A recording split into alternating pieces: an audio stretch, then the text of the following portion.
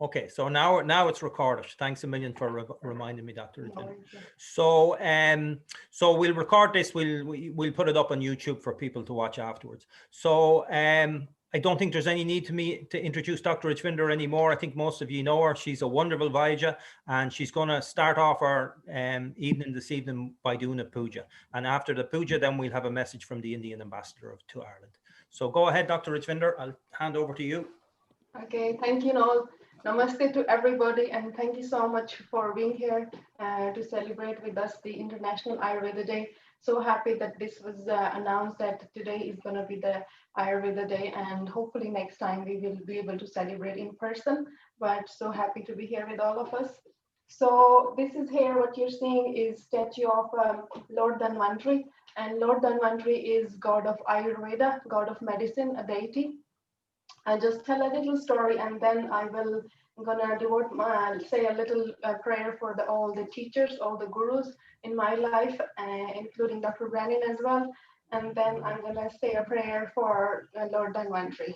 And we offer flowers, and we offer some food. I have rice here, and then we put a little kumkum, and then so you will see me. So just to say what is it here? So we have fruits, and we have a lamp from ghee, and that's what is part of the puja. And you see the yellow color, and I'm wearing yellow, so that's the color of Dhanvantri.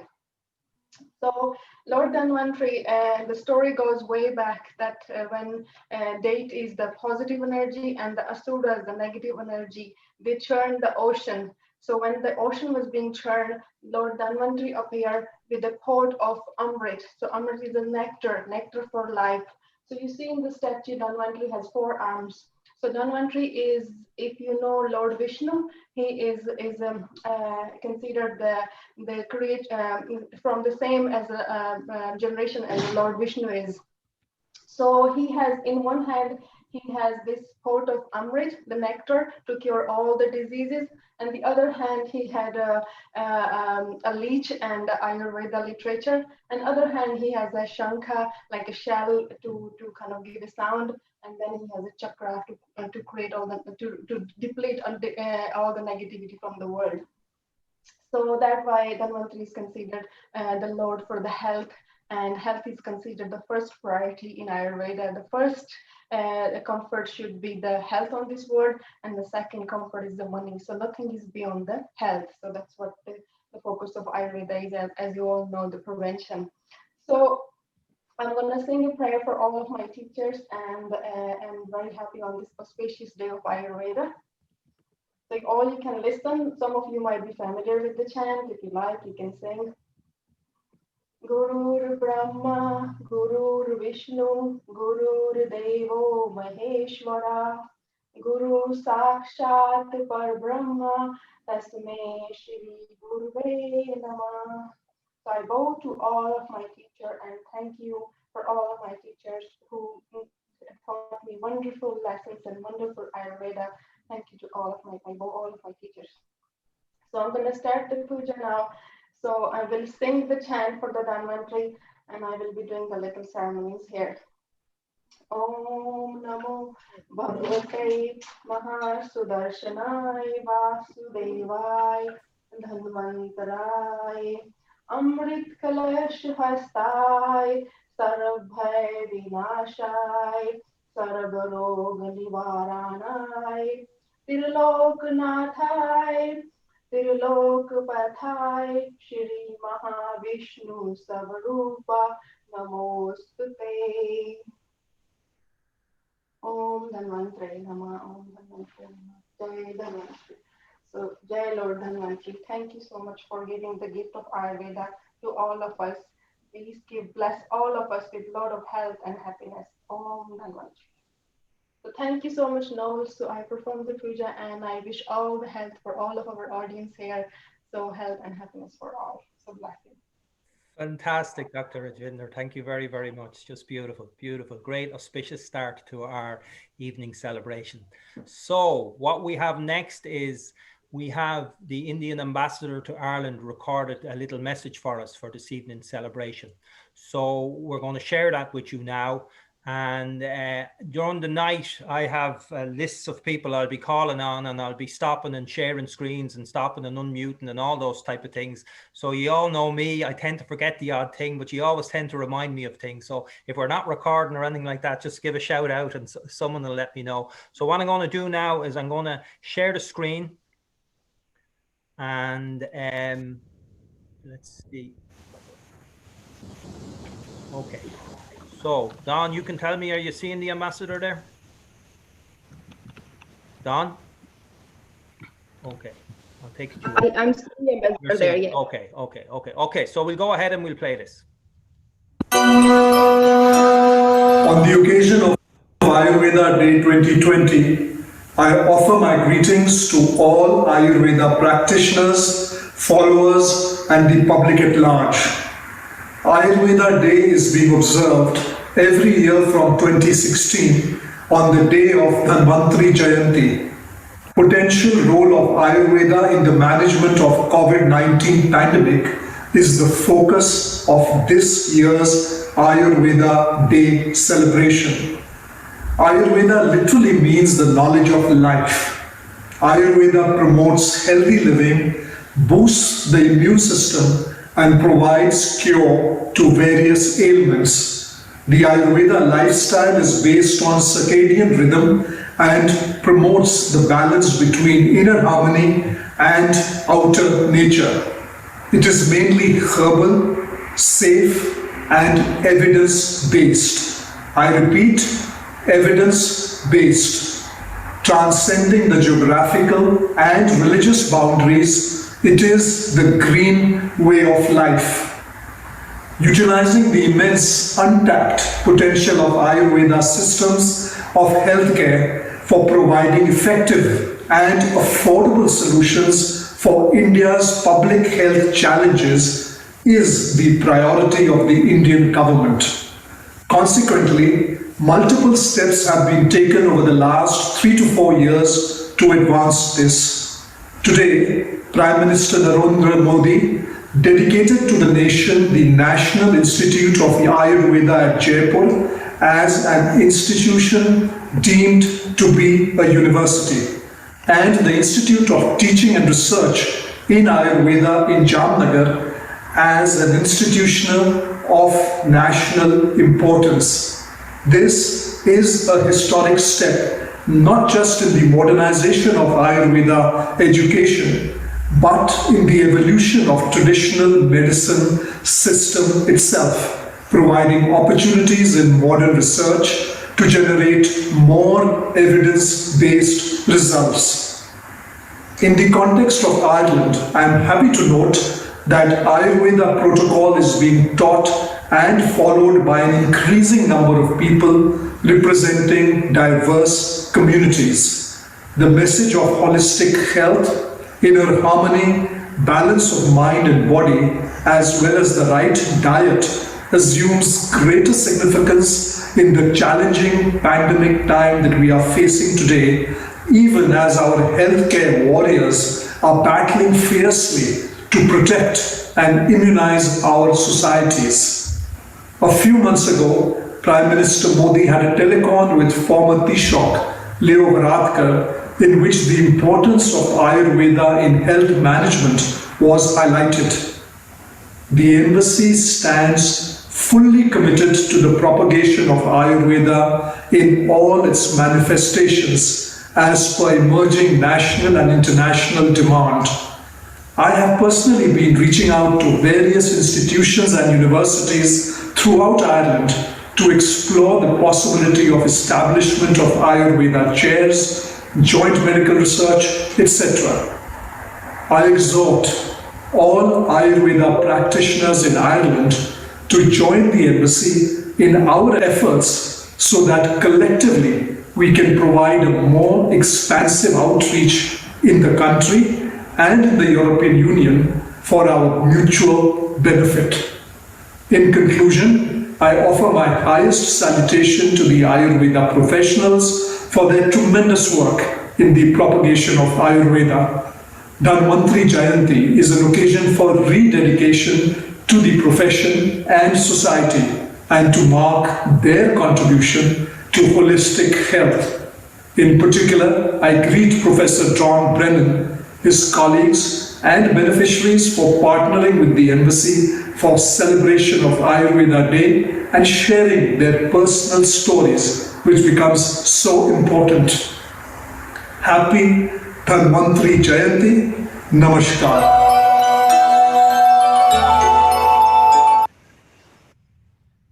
Okay, so that was really nice.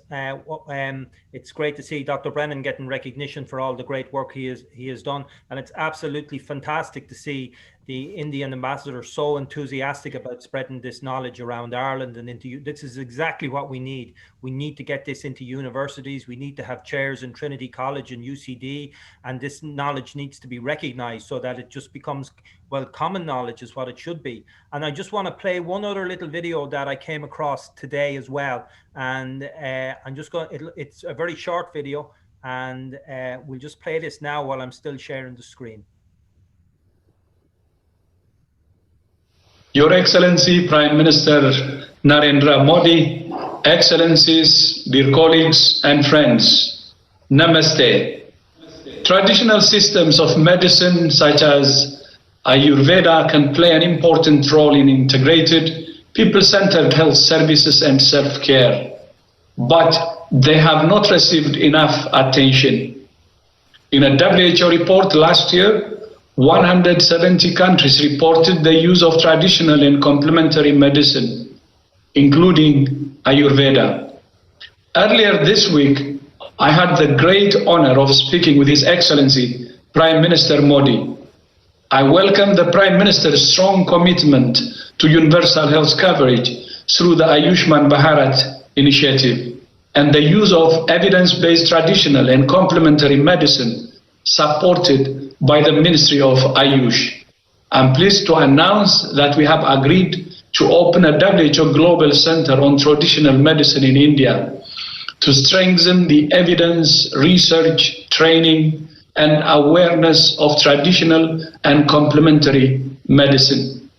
This new center will support WHO's effort to implement the WHO Traditional Medicine Strategy 2014 to 2023, which aims to support countries in developing policies and action plans to strengthen the role of traditional medicine as part of their journey to universal health coverage and a healthier, safer, fairer world. Finally, I wish you a very happy Diwali. I thank you. Okay, so let's see this one. So I thought that was a very nice. I thought that was a very nice little video as well. I was, I was just searching for things today, and I just came across that. It's really, really nice to see the World Health Organization beginning to appreciate traditional medicine. I want to, while I'm still sharing the screen, bring you to this other website that I looked at today, and this is be of particular interest to our visitors from the UK, of whom we generally have quite a lot.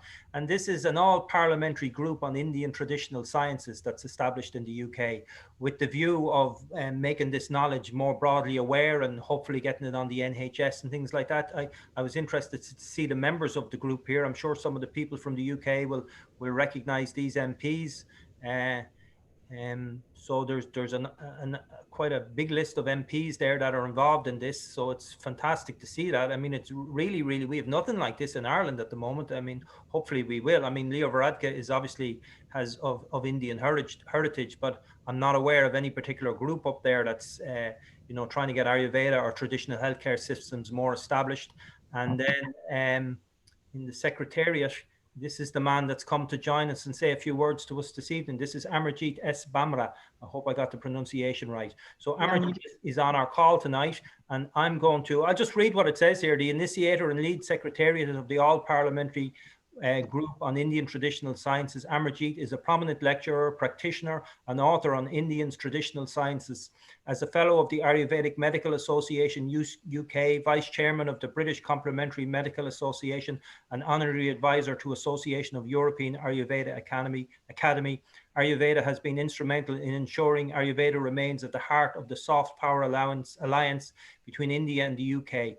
On the 18th of April 2018, Amarjeet oversaw the launch of a new yoga center of excellence and Indian traditional medicine by Prince Charles and Prime Minister Narendra Modi as the first of its kind global network for evidence-based research on yoga and Ayurveda. So that really says it all. This is a great man who's doing an awful lot of work to promote Ayurveda in the West. So I'm going to stop sharing now. And now I'm going to look for Amarjeet. And there we have him. I'm going to unmute him. And then as soon as Amarjeet starts to speak, he should pop up on your screen. So Amarjeet, welcome along. Namaste. Very good evening and wonderful greetings on these auspicious occasions of Diwali and Dhanteras, especially today, the day for Ayurveda. So I think, you really said everything, and I'm really indebted to Dr. Don Brennan and Dr. Rajvinder Kaur, who have been, and of course yourself, who took the liberty to come down to the Parliament, Houses of Parliament last year. So this really unique situation developed, a few years back, almost like 10 years ago. There was a tariff, that was coming in from the European Union, THMPD, which basically meant that that all herbal medicines were actually banned to be imported into the European Union borders. It doesn't matter whether were from India or Africa or any other part of the world. So in my own little sort of humble way, I set up this campaign in the Houses of Parliament because, I have some good political connections. And so we set up our first meeting on the 12th of November, 2009, almost like, over 10 years ago in the Houses of Parliament. And so the idea was really to bring about the awareness amongst the parliamentary community. Because see what we are doing, each one of us, there are 161 people on the screen here this evening. And we all vote for some person, whatever political affiliation we have. And they take our votes and that's it. And we don't get to see these guys, and after another 4 years, we get to see them. All the great work that all you people, and everybody around the world is doing on Ayurveda, on yoga, on Unani medicine, on Siddha medicine, on Jyotish, on Vastu, and all Indian traditional medicine systems. The problem is that none of the work that we're doing is being recognized. So many people are investing so much money and resource to try and learn Ayurveda and learn other Indian traditional sciences, but none of this is recognized nowhere outside India. And so that really is the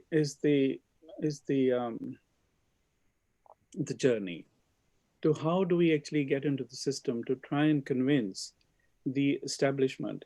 Because what we don't want to do is that, if, for example, we are working with natural medicine, which we are, but they want to put us into a bracket and they want to say to us that this is alternative medicine. We're not alternative. We're the guys who do the real work. Yeah. So we work with the real, the natural, plants, and we try and get to the root cause of the problem and not just address the symptoms. So you see already, there are very strong and very powerful lobbies, who want to, try and put, people like us into certain brackets. And so our fight is not about that, it's not that I don't like us to be called alternative medicine practitioners, but the idea is that we want to see a global, pluralistic model that works for everybody. We can live in Ireland and, people can practice Hinduism and they can practice Islam and they can practice Christianity and they can practice Buddhism. And we can all enjoy eating all the different foods that we like. But when it comes to our own wellness, why is it then that the institution tells us, no, you only have to, you can only have one particular system of Medicare? Why is that? Where is our choice of freedom for that? And so I think, very importantly, that all the members of parliament that you have in Ireland, I think I have spoken to Rajvinder on this. on one or two occasions, and the possibility of actually me coming over at some stage. I don't mind. I could do that. I would love to come over and help you to set up a similar group to the one that we have. I started this, I'm not speaking from my ego. I just happen, to be very passionately driven, towards, this concept, this idea. And I think that, Ireland now, especially, with Brexit taking place, we need to have Ireland, English-speaking country, and all your parliamentarians, and especially also your members of your European Parliament. We need to work with them, and as you probably know, Noel, and Rajvinder, and also some of the other practitioners you have here. Not only have we been having these awareness meetings in the Houses of Parliament here in London, but also in the EU Parliament. So and now with the unfortunate withdrawal of United Kingdom from the EU, I think Ireland really needs to fill this vacuum. I would be delighted to work with you. And we have some very, very finest of members of European parliamentarians, from the other 27 nations. So we need to really bring about this awareness, and that's all we can do. Have programs in the Parliament, in Dublin, and in the European Union, in Brussels and Strasbourg, and slowly build up the awareness. And that's, we started off in England, in 2009 against the legislation that was coming in from the European Union to ban herbal medications into the European Union. And so we fought hard. We don't get anything if we don't fight. Nobody is going to give us anything on a plate. It's not going to happen. Their system is working already. They don't need us. Their system is working already. But we need to leave a legacy for our children and their children and future generations, so that they don't blame us that we didn't do what we needed to do. We need to work together, and we need to slightly start thinking outside the box. It's wonderful work, that all of you are doing, with yoga and Ayurveda. That's really fantastic. But you really need to start thinking that, where are we, what is our statutory recognition? Are we recognized for the work that we do? And so with that in mind, with the grace of the universe, on the 18th of April 2018, the All-Party Parliamentary Group on Indian Traditional Sciences, we managed to get His Royal Highness, the Prince of Wales, during the visit of Prime Minister Modi to the UK. And between both of them, they've now initiated a center of excellence for yoga and Indian medicine.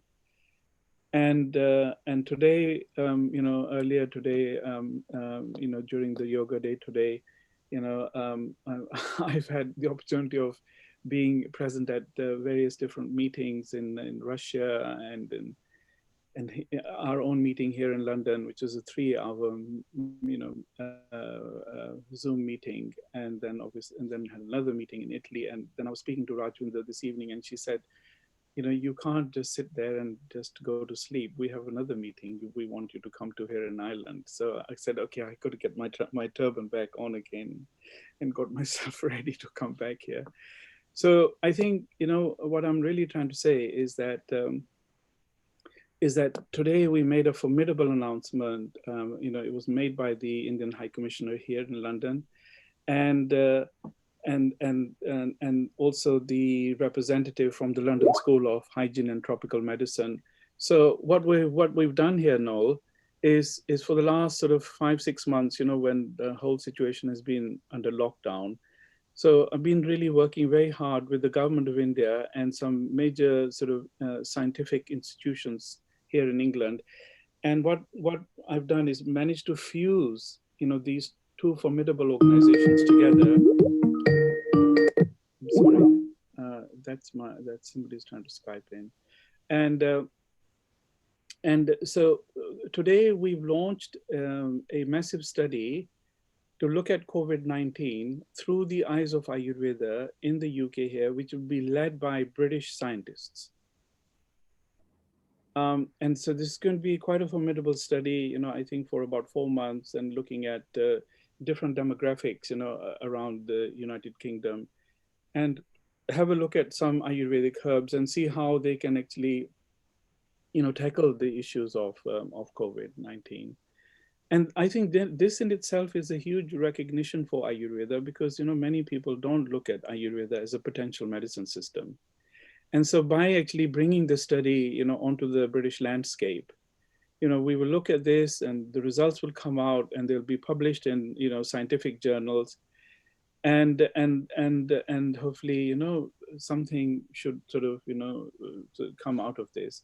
We also simultaneously have, small pockets, of dedicated people, who are working within the National Health Service in the UK, who are actually engaged in, putting trials together, for example, yoga and lower back pain, and for example, yoga and rheumatoid arthritis. And I think this is perhaps, one of the ways how we can, look at. I don't want to use the word dissection. I don't feel that we need to dissect Ayurveda or yoga or any of the other traditional sciences of India, or any other world traditions. But I think what we need to do is we need to start targeting, where Ayurveda can be helpful, and where yoga can be helpful, and then try and take that and then slowly convince the minds of our indigenous, communities here, and get them to understand that, first we're looking at choice of freedom, that people need to have that. Number two is that we can actually save so much money. All this stuff, that we are talking about can save colossal amount of money.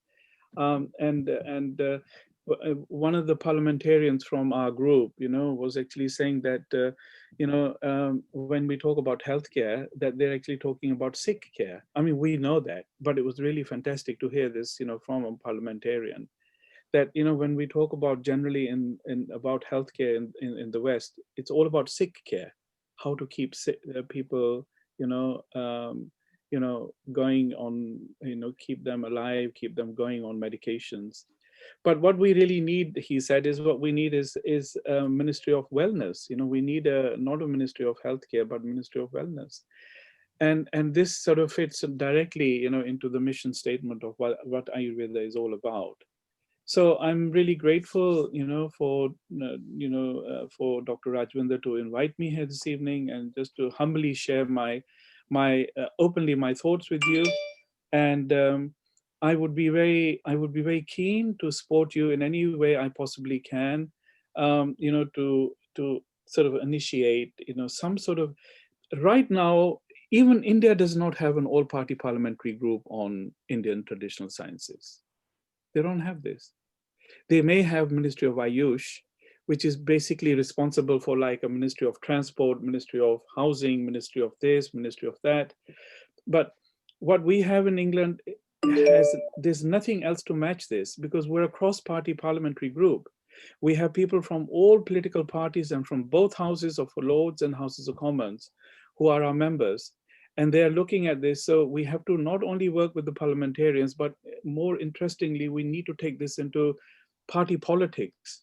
We have to take this into the various parties, like you have Fine Gael, I think, yeah? Gael and Fianna Fáil, yeah. Fianna Fáil, and these wonderful parties you have. So, somebody, has to, plant the seed, and then, it will grow in its own time. And please think about what I'm humbly requesting you. And if we don't do this, we are just really, we're celebrating Ayurveda Day, and it's only Ayurveda Day for us, 161 people on the screen here. We need to take the Ayurveda Day to all the population of Ireland. They must understand the benefits. Prevention is truly better than cure. And those are the people who we need to make this understand, and the parliamentary community, so they understand the benefits, of when you look at Ayurveda, essentially you're looking at food. Everybody has to eat. Everybody has to eat. And Ayurveda says that, in the West we say you are what you eat, but Ayurveda says you are what you can digest. So it's really about talking about fundamental issue like food, which children need to be aware of. Mummies, or every mom needs to be aware of that. Every father and every people need to be aware. So we can just start this humble journey from food, and then this dinacharya, which is essentially lifestyle. And instead of talking about vata, pitta, and kapha, and we don't need to go that deep straight away. So I'm sure that there with the immortal experience that our friend Dr. Brandon has in Ayurveda, and Dr. Rajvinder, and Noel, yourself, and all the other wonderful practitioners of Ayurveda you have. We just need to take this step. We just need to do it, and then everything will fall in place. Let me know when you want me, and I'll book myself a flight and I'll come over to Dublin. Okay, fantastic. Thank you. Thank you very much, Thomas. It's very beautiful, very inspiring, actually. And a very good point about Brexit. And it does represent an opportunity for us here in Ireland, because we obviously will still have access to the European Union. And I mean, I'm also a teacher of TM, as well as being involved in Ayurveda. And the TM organization has a building very close to the European Parliament. I've been in it many times. And so we would definitely be interested. And we're also very interested in trying to establish something like you established in the UK with our TDs over here, and try to get Ayurveda more and more recognized. The good news is that, at the moment we're having about 100 people a day sign up for our courses from Ireland and the UK. So, the interest in Ayurveda is maybe not from the political establishment. On a ground level, the interest in Ayurveda is just growing and growing and growing and growing. And as it gets stronger among people, it'll have to feed through to the politicians eventually. But I'm all on for what you're suggesting, going direct to the politicians as well, and having a two-pronged attack, getting in on the people and getting in from the political level as well. So thank you very much. You must have had a very busy day. You've been all over the world today. And thanks very much. And thank you very much for your invite to the Houses of Parliament last year. And hopefully we'll be catching up with you again very soon, Amarjeet. So thank you very much. Thank you so much. Thank you. Jai Gurudev, and as Jai Gurudev and Jai Dhanvantri, and all the auspicious and all the wonderful wishes for a happy new year starting from Diwali tomorrow. Thank you. Thank you. Same to you. Okay, so that was fantastic and very inspiring. So now we have the very famous and very legendary Dr. Don Brennan to say a few words to us. I'm very interested to hear what Dr. Brennan has to say about all our speakers, about what Amarjeet suggested. I'd also like to hear your opinion on what the ambassador said. I think his message was very, very powerful earlier on, and Don has a really good relationship with the ambassador, and one that hopefully will help us to promote Ayurveda very strongly in Ireland. And also I'm interested to hear your take on what the World Health Organization, the chief of the World Health Organization, said. I hope I'm not putting too much pressure on you there, Dr. Brennan. But anyway, okay, so we'll hand over to Dr. Don Brennan. And Dr. Brennan, you all know, maybe there's some new people on the call here, but he's a medical doctor. He's also been involved in Ayurveda for about 30 years. He's the founding president of the Ayurvedic Practitioners Association in the UK. He's consulted with thousands upon thousands of people. So anyway, sorry, Don, for taking so long introducing you. So you go ahead there and speak. Thanks, Noel. Well, it's wonderful to have everyone with us on this call, and honored that Amarjeet has joined us. Thank you, Amarjeet. And also I'm delighted we have two further practitioners joining tonight. There's Dr. Madhuri Sant, who works out in Bray, and there's Orna Kavanagh, who works in Galway. So it's lovely to have a gathering which is representative of Ayurveda in the country. And when we think about Dhanvantri Day, Dhanu also, one of its translations will be related to archery and an arrow, and Vantari is within. So it's that arrow which brings you within, because within is a deep, profound silence, a lively stillness, which is the essence of your nature, from where arises your intelligence, which orchestrates and organizes a physical structure for you to operate through. And so Ayurveda is this incredible wisdom, this amazing knowledge as to how you actually conceive, construct, govern, become your own body. And that wisdom is already within you. And it's fascinating and wonderful that that tradition from India has kept this knowledge alive. And that lively knowledge of Ayurveda is again available globally and here for us in Ireland, for us to recognize who we are, what's our nature, what are our needs, what should we do. It is about stirring that inner field of consciousness, which is the wonderful story that Rajvinder was telling us about Dhanvantari, emerging from that stirring of consciousness as it manifests us, the whole universe, that consciousness in all its laws of nature, interacting in a dynamic fluctuation to bring an emergence of life, of form from that potentiality of our being. And so that is what we're actually celebrating today. It's that totality of expression of our own potential, which is health. And so, as Amarjit was pointing out, here we are with the offering of health to a civilization which thinks healthcare is disease and how it's managed. And obviously, if you create health, there is no disease. So we have the joyful path, and we together are awakening. And we're awakening through our own experience, each one of us here on this call who have an interest in Ayurveda, who are applying its principles, who are going to bed at 10, who are eating good, decent food, who are taking care of themselves so that they actually start to enjoy life, so that you enjoy more of your potential. And as you do so, that you awaken this wisdom in your friends and families, so that more and more of us wake up and have this knowledge for the benefit of everybody and not just ourselves. And that's why we need people like Amarjit to stir us in the direction of organizing.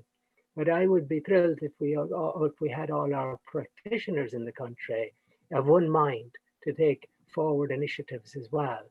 And then it is fantastic to have such a proactive and a very bright and leading Indian ambassador in Ireland. And so it is great that he is so interested and so encouraging for us. And it is a matter of time. Now, the time is coming, and Ayurveda will be incredibly popular because even as it stands, we now have evidence-based medicine. We have lifestyle and dietary medicines coming up, which are only the total confirmation of everything Ayurveda has been saying. More and more, the evidence is supporting Ayurveda. It's coming. It's going to be very, very big, very global. But the question that Amarjit has put to us is, will our grandchildren thank us? Because that knowledge could come quickly or slowly. We want it now. There's an urgency about it because we want that suffering stops. And so every one of us, in our own lives, by eliminating our own suffering, by taking care of ourselves and our loved ones, and by spreading this around, will help in that overall unfoldment. And so on Dhanvantari Day, let's celebrate good health. Let's celebrate coming alive and enjoying energy and vitality and clarity and wisdom and love, because that's what we are, and let's wake up to it. And that's the whole of our celebration of Dhanvantari. Okay, Don, thank you very much. Very Thank inspiring. It's great. You're right. It's great to be on this path because we work with health. We don't work with disease. you know, and I've often heard you say to somebody who rings you up and says, can you treat asthma? Can you treat, you know, anxiety? Can you treat this? And you say, we don't treat these things. We treat the person, you know, we treat the person, and then the symptoms disappear when the person knows how to live properly and do things properly. So we are on, this is it's a great opportunity for anybody to work in this area, because we work with health. That's what we do. And we live it ourselves on an individual level, and you know, and then we spread it out. And I think you put it very, very nicely in there. And it is great that we have such a wonderful ambassador in Ireland who's very keen to help us in any way that we can, and we're obviously very keen to help him. And I think that's a great start for Amarjeet coming over to Ireland, is that's one of the things we could do, is set up a meeting with the ambassador, and maybe some other TDs as well. There may be people interested that we're not aware of, and we can start up something great and take this further and further and further. So thanks a million, Dr. Brennan. Thanks very much for your very inspiring words. So we're going to move on, because we've so many people to talk tonight. And our next speaker is Dr. Naheed. And you all know, or most of you know, Dr. Naheed. Dr. Naheed is from India, obviously, and she moved to Ireland a few years back, and she's been working with us down in County Cork. She lives in Cork City, and she's been a very prominent member of our Ayurvedic courses since the lockdown last March. So any of you people that did those courses will know Dr. Naheed. Unfortunately, she had a bit of a family emergency last week, and she had to go back to India. So she's joining us from India this evening. But despite the emergency that went on, she wanted to come on, because she knows she's so many friends on this call, and she just wanted to come on and say hello and offer her greetings and say a few words on Danvantri Day. So Dr. Naheed, I'm going to hand over to you, and you can bless us with your speech. Thank you. Thank you, Noel. So in India, it's all about, you know, the festive season. You can see lights, and you know, the people are celebrating all around. And I just love this tradition, you know, that you have to come along with your family and friends to celebrate any festives or like any special day. And I'm really happy that we, being an Ayurveda family, are here to celebrate the link we share, which is Ayurveda. So happy Ayurveda Day to everyone. And I'm happy that I am from India, like I am so joining you all from India on the Ayurveda Day. So basically, I'm just going to talk about, to give like a few of you have joined us with Ayurveda course and too many of our seminars, and some of you are our patients as well. So you know what Ayurveda it is. Okay, so I'll just give you an idea that how we are practicing Ayurveda in our land based on you know, the prakriti and the vikriti of the islands people and their life and the lifestyle and the diet thing, because it's a bit different in India. So in India, it's mostly all about you know, the curative, because we have a lot of panchakarma centers and a different kind of herbal preparations over here. But as Ayurveda suggests, and I'm going to, because it's an Ayurveda day, so I'm going to say into shloka, the Sanskrit term that was the purpose of Ayurveda. It says that swasthaya swastha rakshanam and aturasya vikar prashaman. It means that if you're a healthy person, then we have to protect your health. It means the preventive aspects of Ayurveda. And the second one, if you're unhealthy, if you're diseased, then we have to pacify your disease. So in our line, we mostly focus in preventive aspects of Ayurveda. When you do like in different perspective, like we as a team, Noel, Dr. Brennan, Rajvinder, and I, we together work in different front. Like Noel is conducting, like he has used all this while of lockdown to conduct online courses so that we can educate people about Ayurveda, what Ayurveda system is. And we educate you to how your diet should be, how your lifestyle should be, and not only just giving you advice. In fact, Dr. Rajvinder conducts her own cookery classes, which gives you idea about how you can cook your, healthy Ayurvedic cooking. And we do some of the therapies, like me and I and Dr. Rajvinder. And Dr. Brennan do one very special thing, which is marma therapy over there. And as you know, that Noel is the anchor of whatever we are doing over here. And when you book a consultation with any of us, then we not only just prescribe you any herbals or supplements, we start from, assessing your prakriti, means your balance state of your body, and then vikriti was the imbalance in your body, and then we give you a recommendation on your diet, on your lifestyle, and then we give you herbals, of course, and then we give you rasayanas, which are, the things, the supplements which cut down your disease process and gives enlivens you, rejuvenates you. And along with that, we give you, like, tailor-made home remedies, like the wise water. You must, few of you must have heard about this. And too many remedies are there, along with that, emotional support also as well, that we are there to listen to you, we are available for you whenever you give us an email or a WhatsApp, things like that. And I just want to end it with the shlok, which says about what is health. So as per Ayurveda, the health is samadosha samagnischa samadhatu malakriya prasanna atma indriya swasthya iti vidiyate. It means when your doshas, your dhatu, your agni, and your excretory function are in a normal state, are doing their work in a balanced state, and your mind, your soul, your body is in the, is in the pleasant state, that is called as that is called as health. And we try our level best to, to introduce you with all each of these aspects.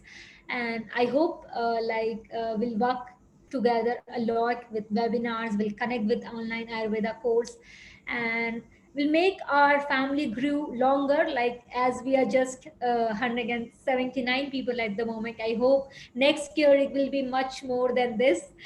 And okay, so thank you everyone, and happy Ayurveda Day to everyone once again. Thanks a million, Dr. Naheed, and it's great to see you. And we're all really looking forward to you coming back to Ireland as well. So we hope your trip is good.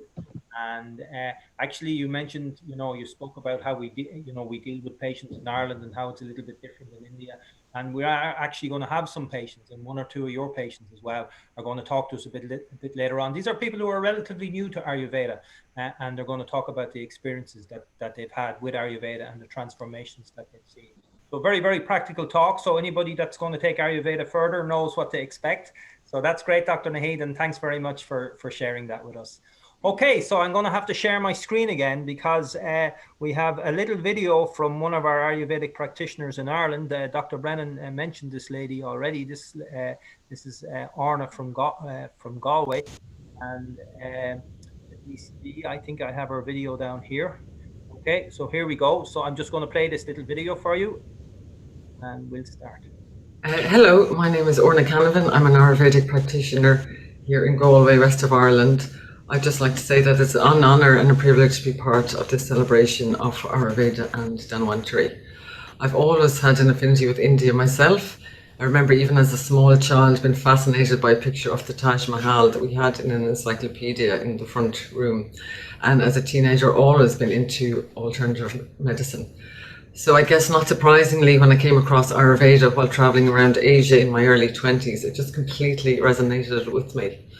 So I've studied in the UK, in Sri Lanka and India, and I've really been lucky enough to intern with some amazing teachers such as Dr. Vasant Lad. I worked with Ayurvedic company Puka Herbs before I returned to Ireland in 2009 to set up my practice. I've also embarked myself on some lengthy Ayurvedic cleansing and rejuvenation programs at Mother Amma's ashram in Kerala. And I think it was a combination of ashram life and daily Ayurvedic treatments. They were utterly, profoundly life-changing for me. And I think that this inspired me to delve deeper into the wonders of Ayurveda. So I'm lucky to work in the field of Ayurveda. I love my work. And I especially love that Ayurveda considers our unique individual constitutions and tendencies. And when we get to know the principles of Ayurveda, we can really make small adjustments in our diet, lifestyle, mental attitudes to ultimately bring around health and happiness. So I feel Ayurveda is more pertinent today than ever before, especially in recent months as we're all trying to navigate our way through our own individual corona coasters, and along with all the stresses and strains and ungrounding that this is bringing. At my practice here in Galway, I offer Ayurvedic consultations, also via Zoom at the moment, and various Ayurvedic treatments such as massage, Shirodhara, also like herbal remedies. And soon I hope to be back up and running with my introductory to Ayurveda courses and cooking workshops. And hopefully coming soon also is online yoga with a brand new website. So if you'd like to connect with me, you can go to ayurvedagalway.ie for email, or even to sign up to my newsletter. And if you'd want to give me a like on Facebook, it's Ayurveda Galway. So I think this is a wonderful time for Ayurveda to shine in the West. And I'd like to say special thanks to Dr. Brennan, Dr. Rajvinder, Dr. Naheed, and to Noel at the Ayurveda Centre, who are doing amazing work and spreading the wonders of Ayurveda across the land. And to the ambassador for this opportunity to say a few words, thank you very much. So everyone, enjoy the rest of the celebrations. Thanks.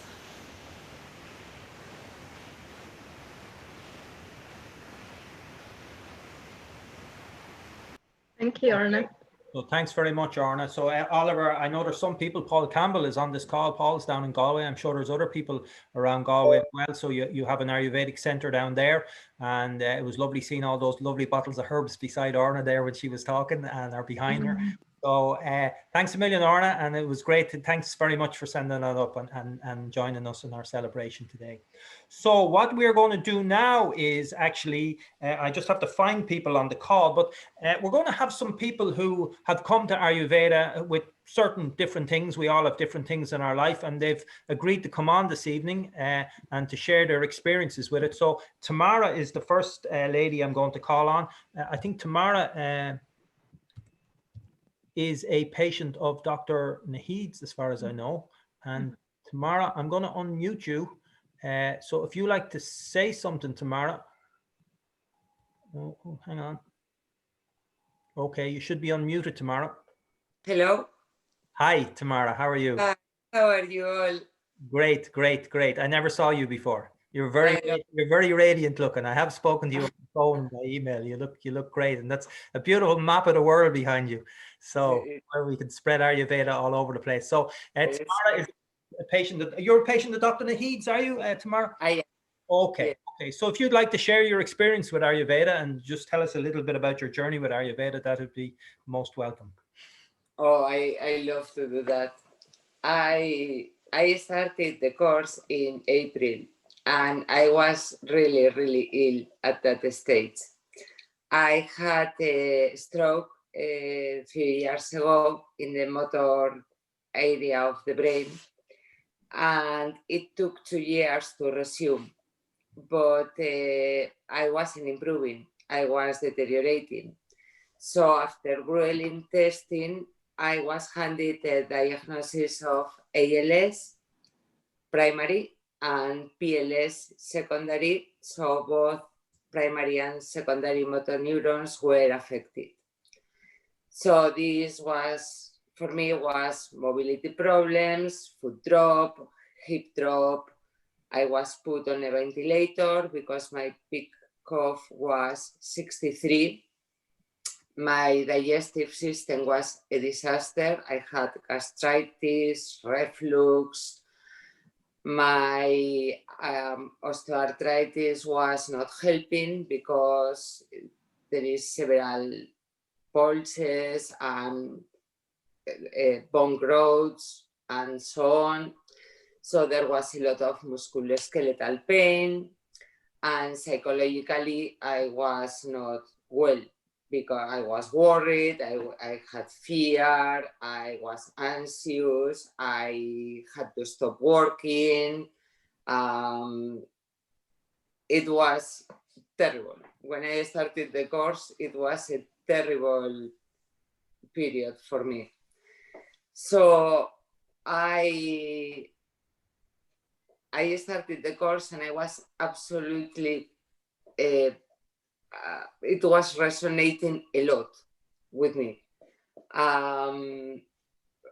The second course, the first course I started with the wise water, changing a bit the breakfast and so on. The second course, I decided that the case was very serious and I was needing to engage with the doctor, and I chose Dr. Nahid. So in just 7 months, and those are facts, those are not, I am off the ventilator, my peak cough is up to 75.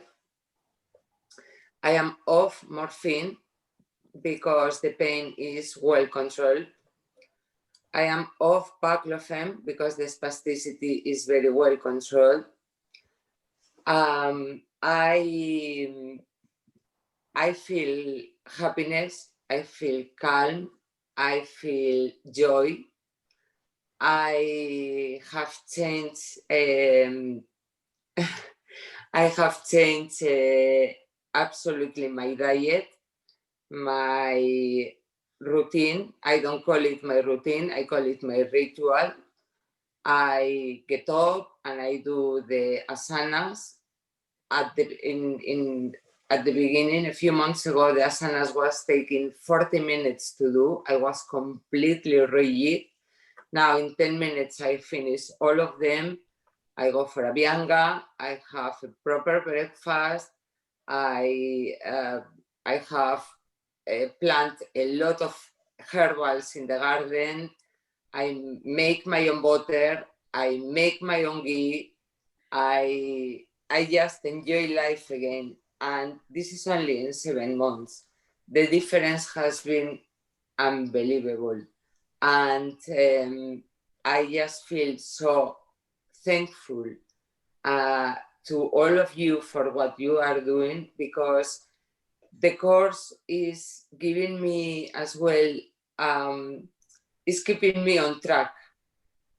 I don't have many, I don't know. It's just every Tuesday and every Thursday is something to look forward, because it makes a point of what I am doing. I know that many people may think that changing completely the diet and the way of living is very difficult, but at this stage, I cannot picture myself going back to my old diet, my old self. The benefits of Ayurveda is in every aspect of your life. And for that, I am extremely grateful. Thank you so much. Tamara, Thank you, Mara. Thank you so much. Thanks for sharing that. Yeah, thank you. that's completely inspirational. Absolutely, completely inspirational. I mean, I'm not going to say there wasn't a lot of work to put in those courses together. There was, and lots of emails being answered. And at one stage, I was up at 4 o'clock every morning answering emails and all that sort of stuff. But what you've just said there just makes it all so much worthwhile. I mean, it's just fantastic. And it's not an easy thing to do. I saw when your picture came up, I said, my God, there's nothing wrong with this woman. I mean, what's she talking about? I mean, she looks so vibrant and healthy, you know? So you know that you've gone through so many things. And I know. It's just, and it's not an easy thing for people to talk about their sickness, but it's very, very inspirational for you to do that. And I'm sure it's inspired an awful lot of people on this call. So thank you. Thank you very, very much for sharing. Thank you so much. Thank you. Thank you. Thank you. Thank you. So we have a few more people that want to say a few words. Let's see. We have Roberta, if Roberta is there. She is. So Roberta, I'm going to unmute you. And if you say a word, you should come up on our screen. Hello. Hi, Roberta. How are you? Hi. Great. I'm fine. Well, I'm a lot better than I was, just like Tamara, than when I started. And like her, I would like to say how grateful I am to all the doctors, and especially Noel, because you started it all off. In April, when COVID struck and everybody was really so devastated by it all, you were a kind of light at the end of the tunnel. Starting with your group TM was really the start of it all. And then you kind of drew me into the Ayurveda courses. And I'm absolutely, like Tamara, so grateful for that. 6 courses on, I feel quite different. like Tamara, a long time ago, I got ill in 1990s. I was diagnosed with mercury poisoning, and amongst many other side effects, the one that remained with me and caused me the most grief was chronic fatigue. My life was lived under a grey veil. It really wasn't worth living. I went to doctors and I began to just feel a hypochondriac because, you know, there was nothing they could do. They had given me medicine for the complaints they could see, and I just didn't know how to convince them that nothing was working. But once I started following their Ayurvedic principles, I began to feel alive again. And I think that's thanks to Ayurveda. So first it was no, because you got us into the group meditation, and that continues to be a daily light for me and all the other people who join that. And also the consultation with Dr. Rajvinder, when I finally plucked up the courage to do that. I had spoken with Dr. Dawn a few years ago when I started with TM, but it didn't seem to resonate with me then how useful Ayurveda was. And it took the courses to show how natural it was, how real it was, how simple it was, and how much it could be in your own control. And that made such a difference to me. And so, as well as the medical advice from Dr. Rajvinder, she also helped me get over my fear of pressure cookers, because I was always thinking they were going to blow up on me from a childhood experience. That was fun. And she taught me how to make ghee. And she's even helped me with my dog's eyesight, which is a lot better, with some advice she gave me for that. But really, all four of the team, it's just been wonderful to have you all there, all your wisdom, all your attention, all your time, every Tuesday, every Thursday for so long, such busy people. And like Tamara, it is a light in the week every Tuesday and every Thursday to hear your knowledge, your wisdom and your care.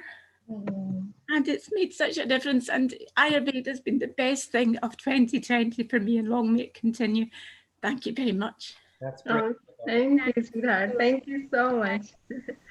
Thank you. It's your own efforts. You're a brilliant woman. You did so much work. I just guided you. We just guided you. It was your work. Like Tamara, it is your work, and we are so proud of you that you were able to help you, to bring you here. Really. And that's what it is. Ayurveda, it's the person themselves that cures themselves. That's what it is. It's heal thyself, you know. And it's just that then obviously you have to have the knowledge, but you have to have had the spark to go looking for the knowledge. So that's even the spark, even the seed for Ayurveda comes from the individual. Someone can be given out knowledge, but if nobody's listening, if someone's not willing to listen, it doesn't make any difference. You can be speaking for the rest of your life. So as people involved in Ayurveda, we need people to listen. And then every individual that comes to Ayurveda, they made that choice to listen. Then obviously the doctors are great. They are giving out that knowledge, but it comes back to the individual person, that it's putting responsibility for their health with that person. And you took that responsibility and you went on that journey, and you're like Tamara, you're feeling the benefits of it, and it's only going to keep going. And don't worry, we are going to take a little break for Christmas, but we'll be back in the new year. I will be with you. And we have another course starting next Tuesday, the 17th. So, and we have, as I said, I just looked before I came on, we had 100 people registered for that course just today. Just this day, I'm running ads on Facebook. So hopefully we'll have another 1,000 people signed up for that course. And we hope to see both Roberta and Tamara back on that, because that course is just such fun. Not even the knowledge, it's just such fun. It's such fun to give it, and it's such fun. It feels like you all are family now, like Nahid said, the Ayurveda family. And it is like a sense of community. So hopefully in the future, we will be able to come together like this, just share each other's experience and be like a community, probably.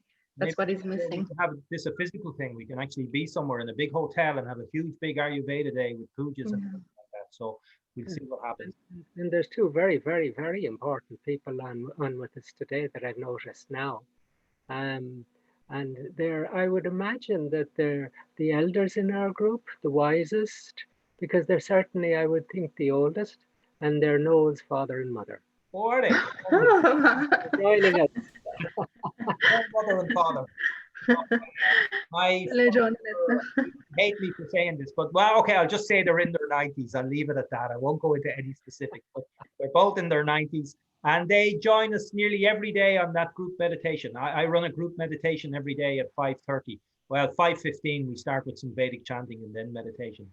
and my mother and father virtually every day. Some days they miss, but they join us. I'm not sure if my dad will say hello. Let's see, can I find him? He probably won't. He'd probably kill me for this. He will, he will. Yeah. Hi, Dad. Do you want to say hello? Hi, everybody. A great evening, terrific evening. Great listen to everybody. Hi. And they all look absolutely brilliant. Very good. Hi, Mammy. I'm well. Yeah, great. Very well. Very well. So my parents I learned to meditate. This is how I got involved in Ayurveda. I learned to meditate in 1989, actually. I learned transcendental meditation at that time. And my parents learned transcendental meditation with me at that time as well. So we've been meditating together for, I don't even know how long that is, 30 years or something. Oh, no, only a few years, no. A few years. We've been meditating together. So we meditate nearly, even before the lockdown came, I used to go over to their house. I live very close to them, and we'd meditate together nearly every day, you know.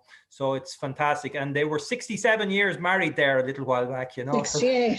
68 years married. Sorry about that. They were 68 years married a while back. So, and they know Dr. Brennan and they know Dr. Rajvinder. I don't think they've met Dr. Naheed yet, but no, just on the courses, no. Courses. Okay. Okay. Well, great to see you. I didn't know you were on, and yeah, great for highlighting that, Don. So thank you. Okay, so we're going to move on, and the next person that's going to. Thank you, John. Thank you, Edna. Bye. Bye.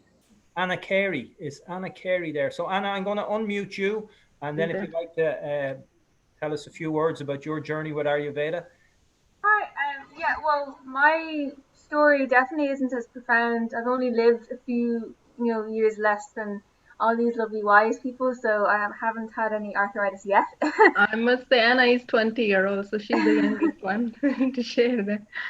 But what can I say? I kind of wrote out just like a few things that I'd want to mention, but it's mainly just it might sound whimsical because there's nothing too much of a story yet in my life to say, but I could express my appreciation for Ayurveda for a lifetime, but I'll let everyone else kind of add up their story. But my lovely family aside, I feel that Ayurveda has kind of raised me a bit so far from how I have been introduced to it.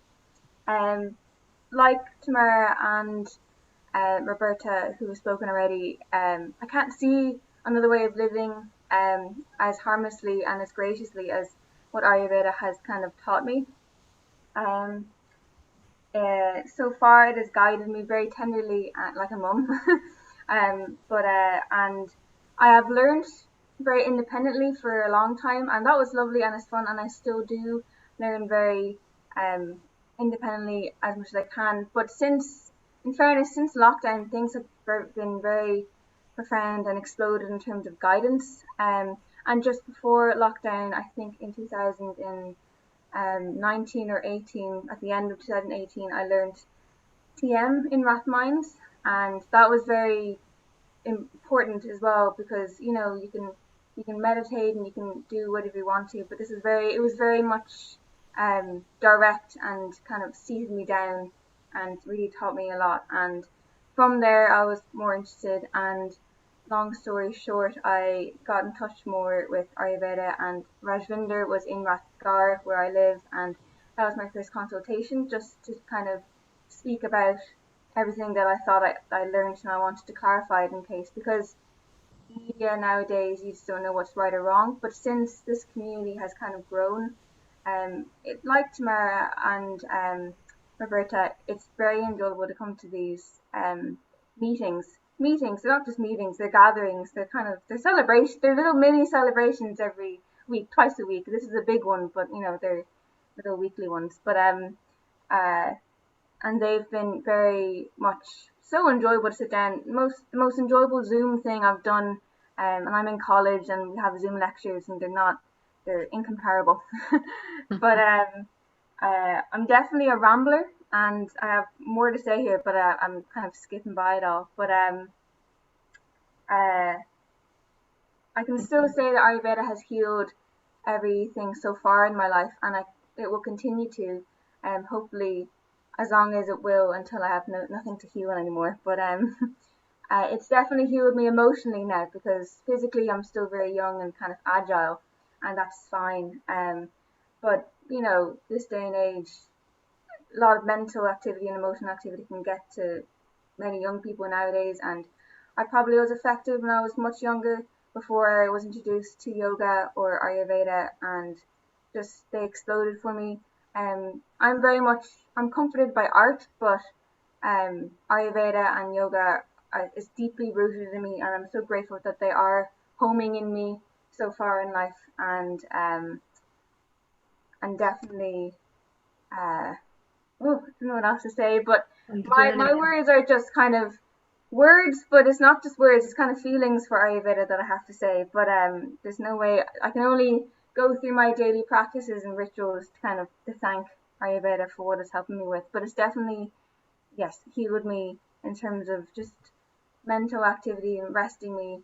I had a very Vata mind when I was younger, but it's definitely, you know, lowered my Vata so far, and I'm on the road, and it's wonderful. Are you singing to us or something? Well, I thought I'd be singing, but you know, I have a poem to read. If I'm allowed to read one or two poems, I've timed myself, and they're less than a minute each, or they're about a minute each. Is that okay? I think we're okay. You're going to be the first entertainer this evening. Okay, great. She's very creative, so yeah, she can have creativity of all of her family members, like what is her father, mother, brother. So very creative. Yes, I had written that down, but I didn't even get to say it because like just to kind of want to be more genuine than what I wrote. But I do have a lot of fun seeing the world. I'll read a sentence at least from what I've written, because I keep not. But it's definitely, Ayurveda has given me the gifts to honor nature and give back to the earth and to others, understanding and caring for each and every aspect of myself in accordance with nature, so intuitively, compassionately, so Ayurvedically, has naturally led me to be closer to family, friends, and community. And I now always take great pleasure in accepting and understanding others and everyone through the doshas Vata, Pitta, and Kapha, and it's, you know, very fun to kind of it's fun, but it's also very kind of helpful to not get angry with people, not to get impatient, and not to judge or assume things, because people are always changing and people always are hit with different situations. So it's definitely worth noting. You have a wonderful ahead. Foundations in now, which will only grow and gather in strength and joy. Wonderful life ahead. So we wish you beautiful life. She was amazing. She has a passion for Ayurveda. She wants to be a writer. So all the best. No, and Ayurveda is primarily about prevention. I mean, it's great that it helps people get cured, but wouldn't it be great if people had the knowledge not to get sick in the first place, you know? So it's primarily prevention orientated. So it's fantastic to see young people. That's what we need to do. We need to get more and more young people involved in Ayurveda, you know? So I tell you what we'll do, Anna, I'm going to call on you later for the poem, okay? That's perfect. That's people can move through before we get to the entertainment side of the thing. You know? Yeah. So I'll come back to you about the poem. But thanks very much for sharing your experiences with us. Thank you. Great. It was great. And we have one last speaker then in relation to their journey with Ayurveda, and that's Trina Hanlon. So Trina, I'm just going to, not sure what, oh, there you are there. Okay. So I'm going to unmute you, Trina, and should pop up on our screen. So if you say something. Hello. Hi. Hey, how you doing? Hi, Trina. Thank you so much. Put your video. Are you putting your video on? Oh, video. Oh, there you go. Oh, yeah. Hello. Hello. Hello. I'm not very good at the Zoom, but I must admit, I've so much to say. I'm so grateful, and it's like I feel I found my own tribe, or I found somewhere that makes sense. And I just want to thank Dr. Rajvinder for her care, her guidance and support. And she's just super. She helped me with emotional, physical and mental. And I think her guidance on diet and learning what suits me and what works for me and what works for my family and how different we are, I thought that was just so empowering. And a stone and a half lighter, a much calmer, happier person. And, you know, as the last lady was just saying there, much kinder to other people, because you can let things go, because you understand, you know, I think the whole system just helps so much. And I just feel it's about balance and about prevention and a responsibility that it's very empowering, the whole thing. And I'm looking forward to continuing it, and I enjoy the morning rituals and the, you know, the massage. It's so holistic, you know. And I again, to Dr. Rajvinder, just to thank her for, you know, helping me, you know, I think spiritually, mentally, physically, emotionally. It's so holistic. I'm just so grateful. So thank you, and happy Diwali and happy Ayurveda Day. Thank you, Trina. Thank you. That's great, Trina. Thank you very much for those words. So that's fantastic. So we heard from 4 people there who are relatively new to Ayurveda. And as you can see from some of the stories, it's not that it's taken a huge amount of time for them to see transformations, especially with Tamara there. I mean, we're talking a few months, you know, 7 months, and such big changes to occur. And nature is very, very forgiving. You should remember that. Nature is very forgiving. Once you start doing the right things, nature will support you to heal that thing. I remember someone told me a story about the River Thames. I'm not sure if this is true or not, but they thought maybe some of the people from the UK can tell me this. But the River Thames lost all its salmon. The water became so polluted that no salmon used to swim up the river. And then they started to clean up the river. And as soon as they started to clean up the river, the salmon came back. You know, so it's like once you do the right thing, the things can get repaired. Now, I'm not 100% sure that story is true, but it was a very, very nice story to hear, you know. Maybe if we have some Londoners on there, they can tell us. But nature's very, very forgiving. And it's never really too late. So once you start making those changes, start doing those things, nature will support you, and it'll support you to get back into good health. And it's great to see that people are recognizing that not only is there a benefit coming to themselves individually, but they're also more empathetic towards other people.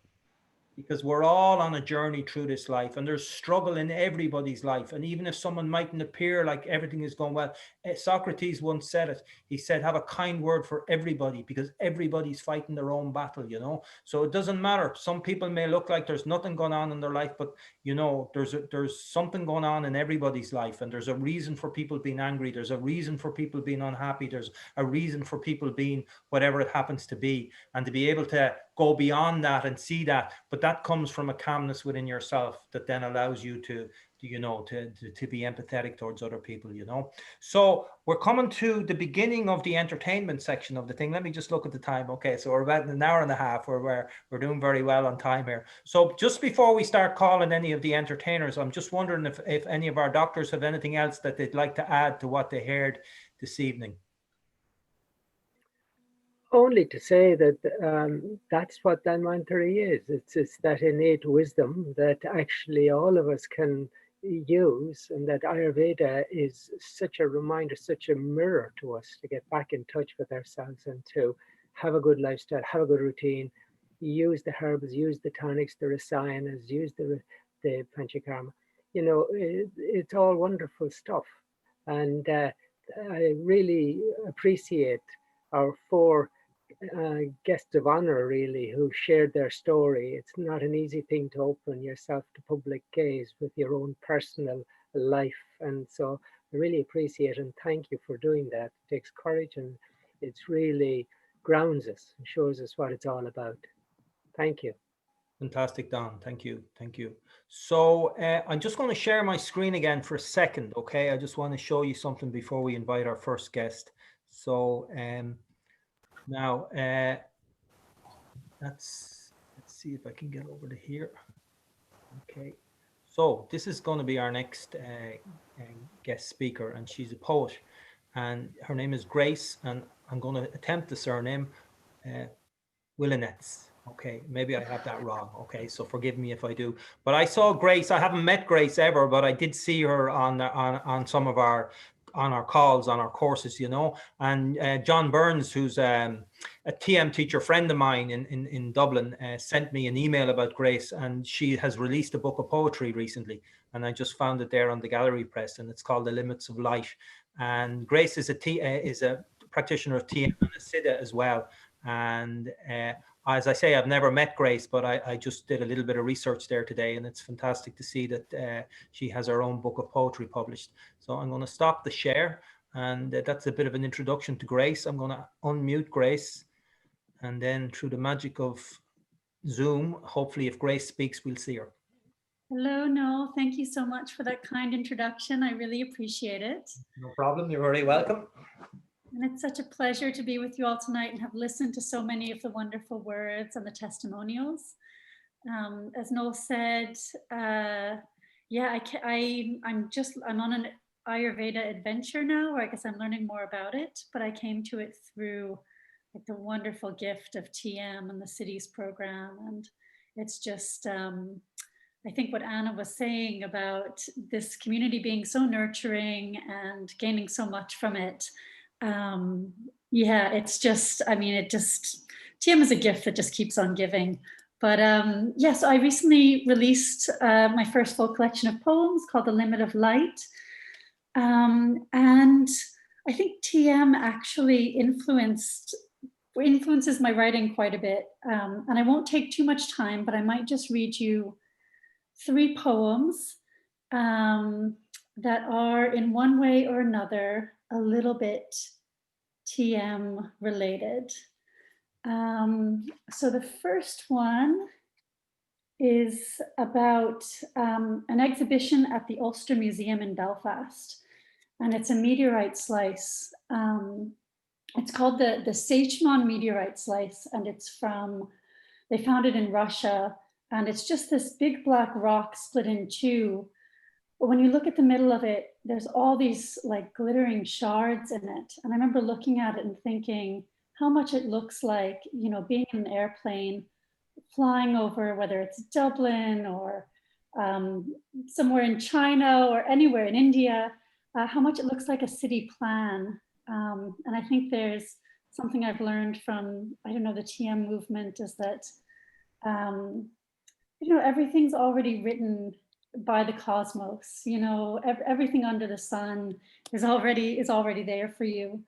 And just nature has a beautiful way of kind of predicting where we've been and where we're going. So this is Meteorite Slice, Russia. It's like looking down on Guangzhou at night from 36,000 feet. Flecks glitter and wink as I shift from foot to foot in front of the glass case. Yes, a city at night seen through a rounded pane can seem like a mirror of the night sky, whose constellations keep their map of all the secret meanings of our lives, and from which this meteor fell, trailing a scar where it landed, before being later lifted and split to reveal the silky black and starry scape of its core. A caption reads, "It originated deep in the heart of a small planet where metal and rich mantle meet. That was 4,560 million years ago, well before the tiny gold fires of streetlights or darkened rows of homes, or pitch dark fields, or pores of lakes and pocks of shadow. Still, it had in it an idea of the order we see from above, below." And I might just read you 2 more short poems. This next one will actually be in the Irish Times tomorrow, if you're reading. And it's about, I went away to a very small town of, I think, only 400 people in Iceland. It was a great place to write because there wasn't even a cafe to have a cup of coffee. There was a petrol station and a post office and a grocery store, and that was it. But one day I would go for a walk every day on this moor land between the mountains and the sea. And one day I had 30 wild horses meet me. And I couldn't pass them because there were so many of them. And they were right by the bridge that I was supposed to pass to go back to my studio where I was writing, to go back to kind of meet other people. But it just occurred to me that nature was holding me captive for this time, looking at these wild horses. And at first I was frustrated because I couldn't get on with my day. And then I thought, what a gift this is, that these horses have captured my attention and kind of arrested me in this beautiful place. So this is Wild Horses. I got stuck on the moor, 30 wild horses by the bridge I couldn't pass. I was looking out to sea when suddenly a long sweeping line before me, our gazes matched. I stopped, they stopped. A mare approached me, then a foal. She sniffed me so close, her velvet nose brushed my hand. And then we passed, a slow procession against the stillness of the mountain. And I'll just read one more. And happy Ayurveda Day to everyone. It's just been such a pleasure to be a part of this evening and to hear all of you speak. And I suppose this next poem, a bit like what Anna was saying about overcoming something difficult. Sometimes we all go through challenges in our lives, but I suppose if you have an experience, anything like mine or Anna's, it can lead you to something like TM. And you do find a lot of inner resourcefulness and resilience. So in a way, I mean, it's hard to think of any traumas or trials as having any sort of a gift, but I suppose if there is one pearl, maybe it's wisdom and resilience. So this is the last poem I'll read tonight. It's called Luthier in the Forest. And a luthier is somebody who makes violins. I didn't know that. But David Lynch, who was a great man in the TM movement and a jack of all trades, he told me this story on the wonderful TM island in Mayo, in Ishrahar, the island of world peace, that this was something he learned when he was working to make violins or fiddles. So this is Luthier in the Forest in memory of David Lynch. To make a fine instrument, what's needed is a good timber, come from a tree that struggled to grow. Exposed to extremes, the winter freeze that stunts, forcing each ring in a little tighter, until a greater solidity forms to hold and carry vibration, tone, brilliance. Thank you all so much. Happy Ayurveda Day. Fantastic, Grace. Thank you very much. Thank you very much. For a minute there, when you said David Lynch, I was thinking of David Lynch, the movie director. And then I suddenly remembered David Lynch, the Siddha from the island, because I couldn't remember David Lynch, the movie director, being on the island. But of course, David Lynch was a feature of the island, and he was a great friend of ours, and he passed away there a while back, you know. So that's great for bringing him to our memory. David was such a great guy, and he worked diligently down on that island, looking after people and looking after cities. So it's a very nice memory. So thanks very much for that, Grace. That's fantastic. Beautiful. Okay, so next we have, okay, I'm going to have to see, can I? Okay, Garima, we have a sitar player now. Oh, wow. Hopefully, sitar player. So I'm going to unmute Garima. And if everybody can mute themselves after, except for the doctors, after they've finished their piece, that'd be great, just to stop any noise coming through. So let's see, where's Garima gone? Oh, Garima, are you there? I'm here. Hi. Hey, hi. How are you? Oh, it's so lovely to be here with all you kindred spirits out there. I'm here with my sitar. I love so much about Indian culture. I've been involved with Ayurveda for going on 2 years, improving my health, and I've absolutely loved your last course. So this is a piece that I didn't write it because we don't write Indian music, but I and the nature created it together. And I'm going to play it along with my drone here. I hope you can hear that. And I have a backing track that a friend put together on his Moog synthesizer. So this piece is based on Rag Yaman, which is an early evening raga.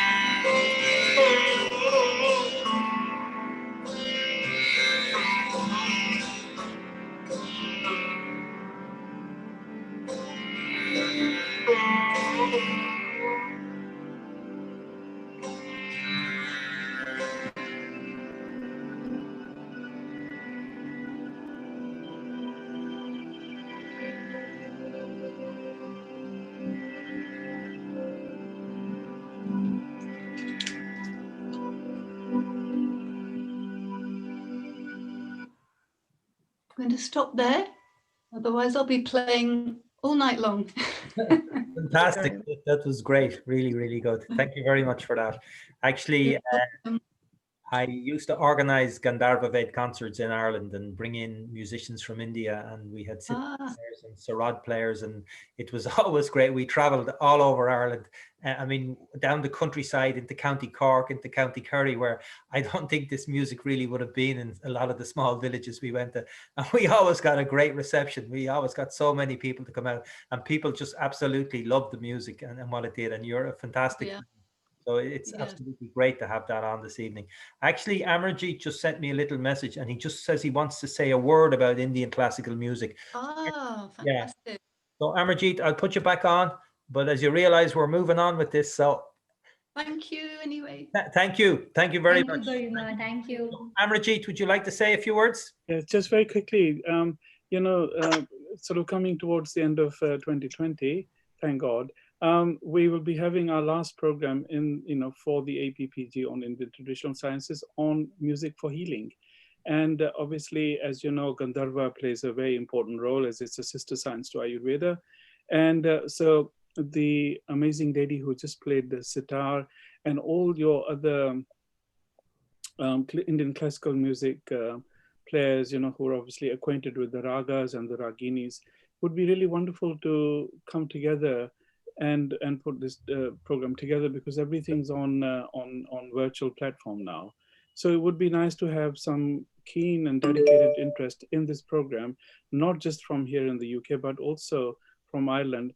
And finally, just want to say that all the Ayurveda programs, that I've attended today, this has been fantastic, because it just made me feel so much at home. And, the feeling that you've generated amongst all your participants has just been so homely. So thank you for giving me this opportunity to come, and I hope that we might have few more engagements of such nature. Thank you so much. Absolutely. I think this is the beginning of a beautiful relationship, So you have my email address, noel@ayurveda.ie. Everybody has my email address. So feel free to email me any details that you have, and we'll share it among our community. You know, I'm not sure where Garima lives, if you're in the UK or if you're in Ireland. But Oh, I'm in Shoreham-by-Sea in England. oh, fantastic. Okay. Near Brighton. Near Brighton. Near Brighton. Okay. Okay. Yeah. Yeah. I've been to Brighton. There's a TM centre. And you can reach me. Hi, can you still hear me? Yeah. Yeah. On my website, sitar.co.uk. If you want to be in touch, or okay, well, you stick that into the chat, because I'm sure a lot of people listening to this are probably very keen to follow. So if you put that into the chat box, then people will have a link to that, you know. Sure. And Amarjeet, thanks very much for that, and we're definitely interested in following up with that. Definitely interested. Thank you. Right. So the next person we have on, if he's there, is Martin Wall.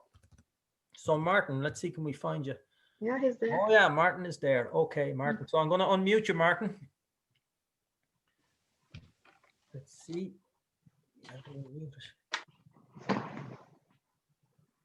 So you may need to unmute yourself, Martin. I'm not too sure. I'm just having a little difficulty. It's not when I'm going to unmute you. It's not unmuting. Can you hear me now? Oh, Martin, yeah, we have you now. Okay, how you doing? So Martin is an harmonica and guitar player, and for some reason, every time I go on a call, Martin's picture always appears in the top left of my screen. By magic, he's always there. So you're very welcome along, Martin, and give it a blast there, and you look like you're all set to go. This is a melody of songs you would hear at an Irish celebration. And just anybody that knows any of them that can join in with me, because they're easy. The chorus is pretty easy on them, you know.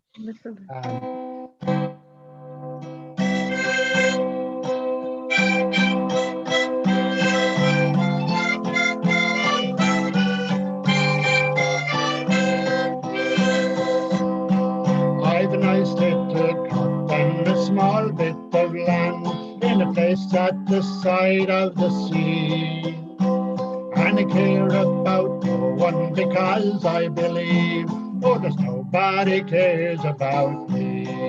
All my peace is destroyed and I'm fairly annoyed by a lassie who works in the town. Oh, she sighs every day as she passes away. Do you want your old lobby washed down? Do you want your old lobby washed down, sunshine? Do you want your old lobby washed down? Oh, she sighs every day as she passes away. Do you want your old lobby washed down? The other day the old landlord came by for his rent. I told him no money I had. Oh, besides, 'twasn't fair for to ask me to pay. Oh, the times they were awfully bad. Oh, he said in disgust, and he took his head with a frown. Says he, I'll take half, but says I with a laugh, do you want your old lobby washed down? Do you want your old lobby washed down, sunshine? Do you want your old lobby washed down? Oh, says he, I'll take half, but says I with a laugh, do you want your old lobby washed down?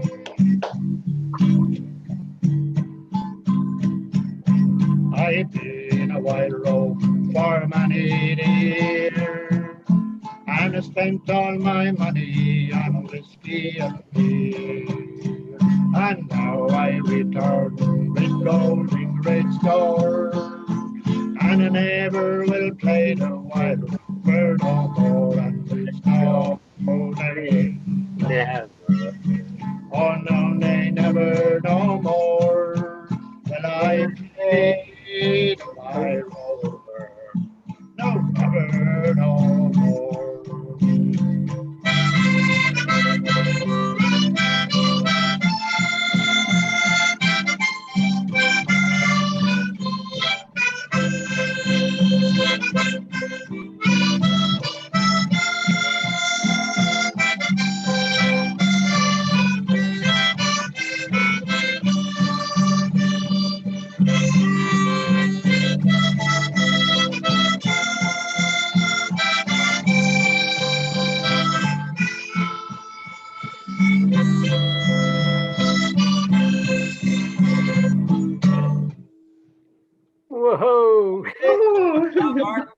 Well done. Well done. Awesome.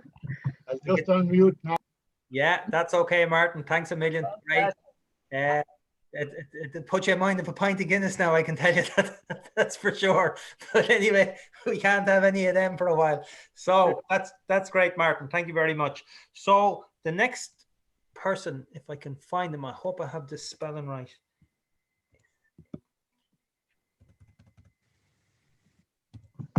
Oh yeah.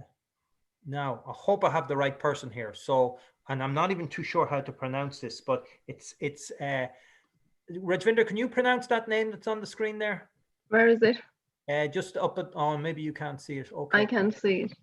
It's Satya Marti. So I'm just going to unmute you. Satya Marti. Sounds like. So if you say a few words there and tell me where I'm going wrong. Hello? Just bear with me 1 minute. Oh, Satyarthi Chandras.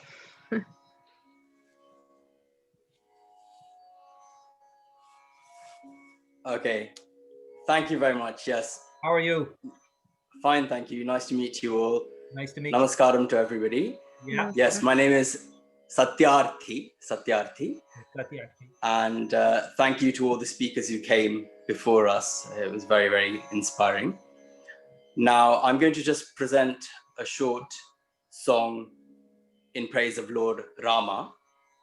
It's in the language Sanskritam, and it's got a very universal and beautiful meaning. I think it'll resonate with all of us. So I'll just briefly talk you through the meaning before I present this item. And the first words are Janaki Jani, so the beloved of Janaki or Sita. Kadana Nidanam Naham Jane, that means I know not the cause of misery, of suffering. Kadana Nidanam Naham Jane.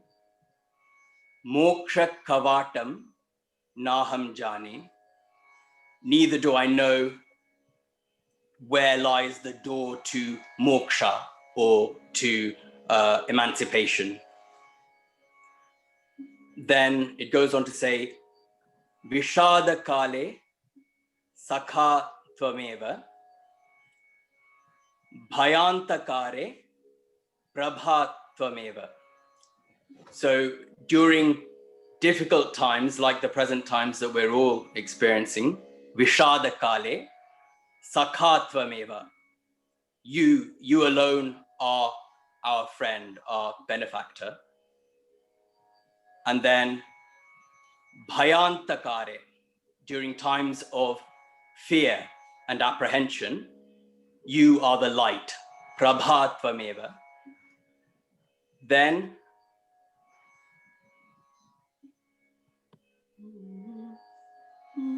have to pause to reflect for a moment. Then Bhavabdhi Nauka. Abdhi is the sea, the ocean. Bhava, the ocean of existence, as it were. You are Nauka. You are the boat, the ship that takes us across these rocky seas, the ups and downs of life. Then Bhaje Bhavantam Ramabhirama. Bhaje Bhavantam. I pray to you, I praise you, O Lord, who is most beloved of Rama. Rama is another name for Lakshmi. Lakshmi's consort is Vishnu. Rama is an avataram of Vishnu. So just bear with me 1 minute and I will start. And actually, coincidentally, the ragam is the same rag that was explored earlier very beautifully by Garima. It's the South Indian equivalent. So in North Indian music, it is Rag Yaman. In South Indian music, it's known as Ragam Yamuna Kalyani. Yamuna Kalyani. 1 moment.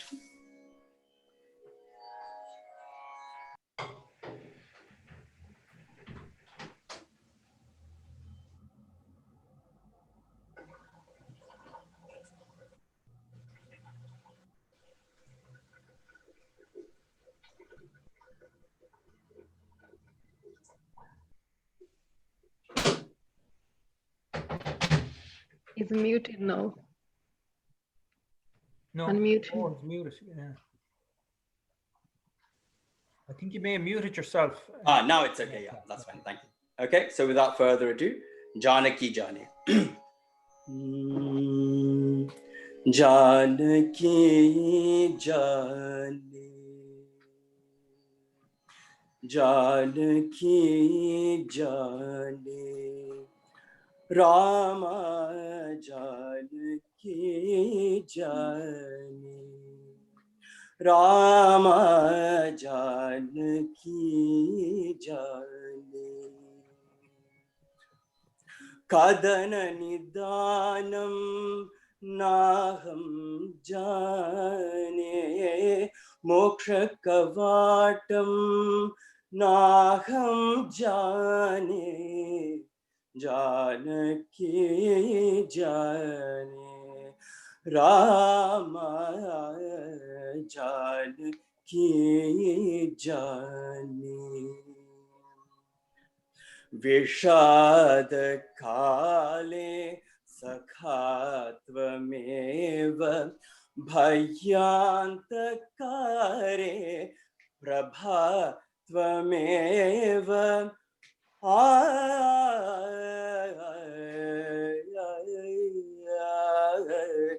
Vishad Kale Sakhatvameva Bhayantakare Prabhatvameva Bhavabhi Nauka Tvameva Deva Bhavabhi Nauka Tvameva Deva Bhaje Bhavantam Ramabhira Bhaje Bhavantam Ramabhirama. Janaki Jane. Rama Janaki Jane. Daya Sameta Sukha Niketa Chinmakaranda Natamuni Vranda. Daya Sameta Sukha Niketa Chinmakaranda Natamuni Vranda. Agama Sara.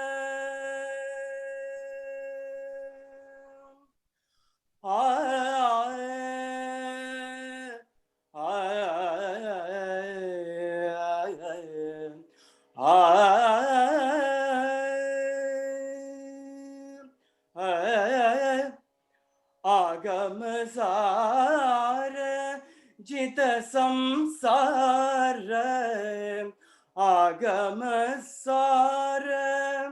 Jita Samsara. Bhaje Bhavantam Manobhira. Bhaje Bhavantam Manobhirama. Janaki Jane. Rama Janaki Jane. Kadana Nidanam Naham Jane. Moksha Kavatam Naham Jane. Janaki Jane. Rama Janaki Jane. Yeah, yeah, yeah, yeah.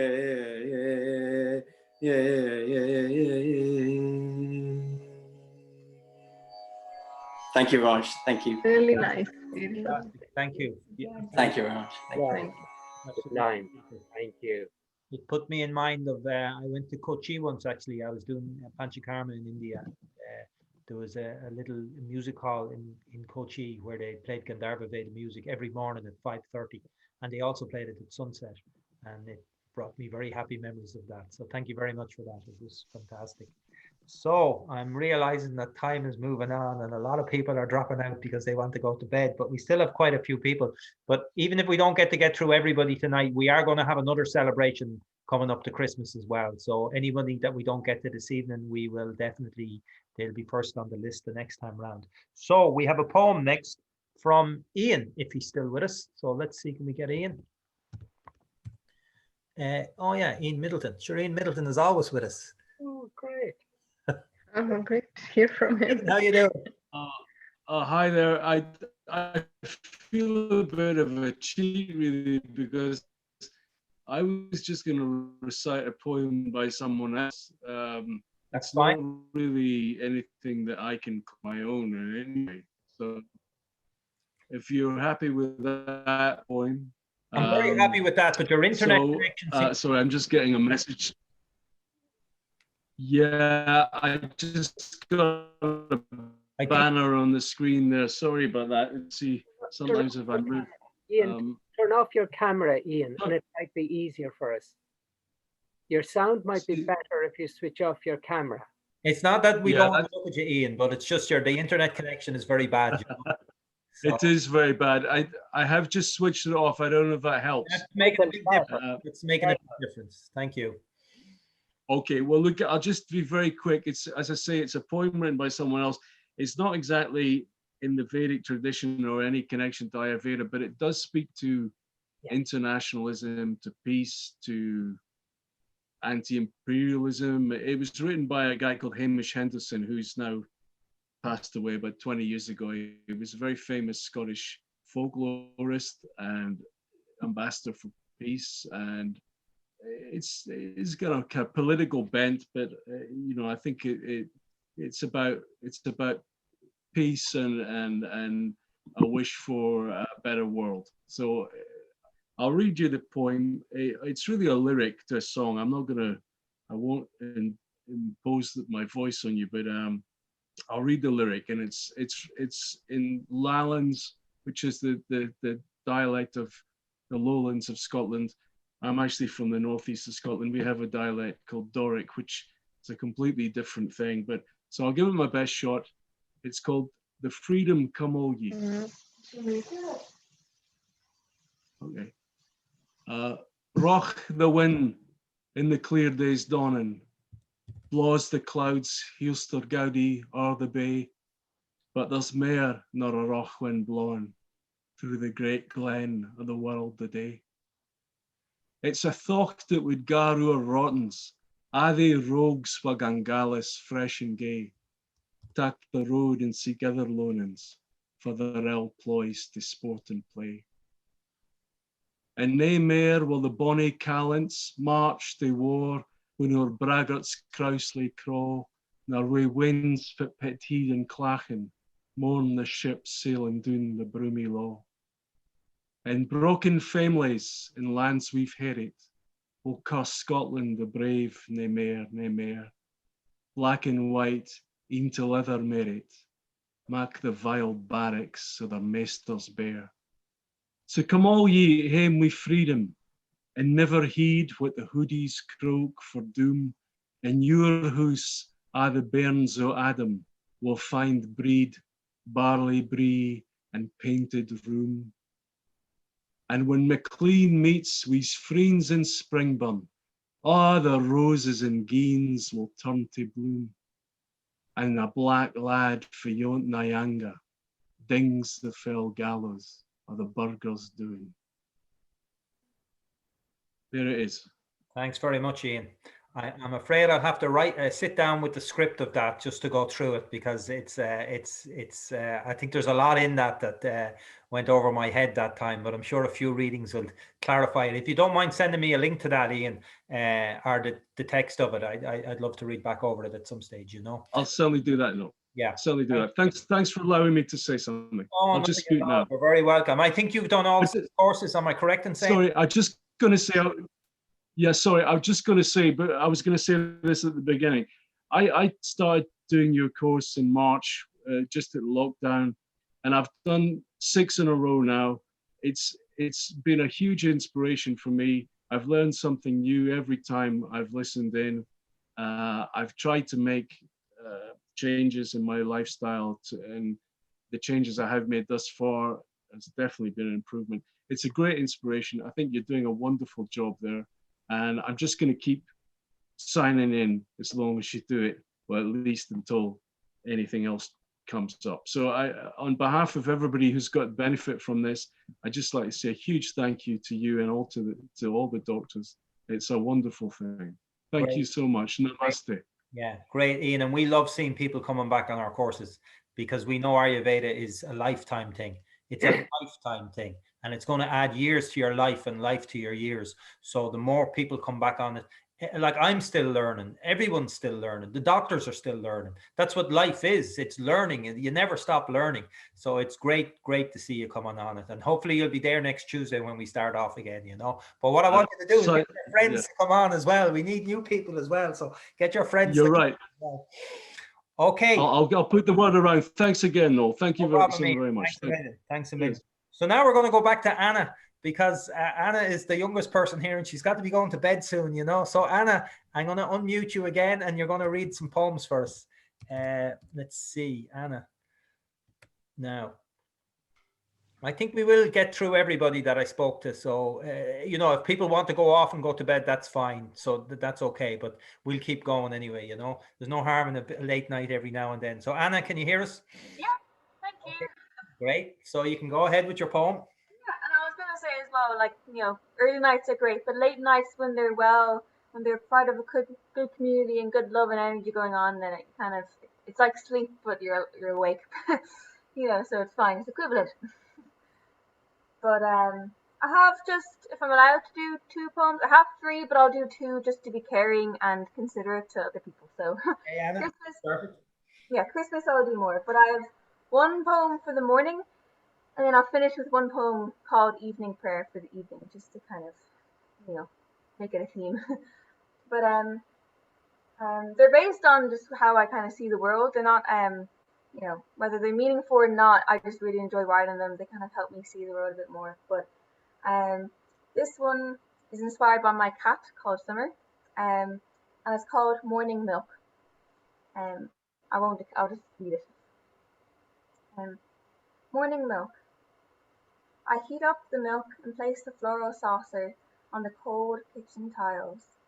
The cat still curves her spine over her 4 paws that couple into 2 and curl in towards her tiny thudding breast, a black and white haired moon moulded into the cushion, moaning and hushing in the most peaceful slumber each and every new day. After she licks the saucer dry, she shakes her body and out she trills, take me out into the new world, where she steps out slowly, stalking the rose thorns and the white tuffets of dandelion heads, then slinks forth panther-like, sniffing the nothingness of cold air and listening far beyond the travelling winds and roads, where she sits weightless on the soft soil beds, leafy green eyes barely blinking, closed and half closed, knowing well what she is in great stillness. At the door I watch her in no shoes or socks, wondering, what else do I say? What else do I think? I stand at the open door, bowing down to her. I stand at the door, open to the morning's wonderful first breath. Very nice. Very nice. And this one is called Evening Prayer. So you can all go to bed, you know, with this in your mind. It's not particularly, I wouldn't call it a prayer, but it feels like a prayer more than, you know, I pray to anything, not just anyone, but it's based off because my grandparents are from Portstewart, which is up in Derry, and they live right beside the coast, and it's a very special place for me anyway. And I'm sure everyone can relate to this because it's just about that moment in the evening when just before the sun goes down, the sun kind of casts all its light kind of through the clouds, and it's just gorgeous, and you can see it everywhere, especially I think in autumn and winter. But This is during the summertime, but it's an evening time, so it's called Evening Prayer. There are clouds in Port Sturt in the dusky cream of evening that open up like cotton gates, and from the first crack that they pour forth the sun's fingers of light splayed in gold and glory, scintillating over the grey-green steel sea, and leaving sheets of glitter over the wavering darkness. I like to imagine that they are warm and cleansing arms holding the restless ripple and sweetening the salt. I like to imagine the cotton gates unlatching right before we all turn away, eyes shut, letting the home of light open its doors. O night house of holiness and sun, let us live and shine as your evening residents. Night. Beautiful. Thanks very much, Anna. Thank you. Namaste. Okay, so I think we have a song up next, and it's from Patrick Munns. Let's see, is Patrick still with us? Okay, I have one Patrick, so hopefully it's the right Patrick, so I'll unmute them.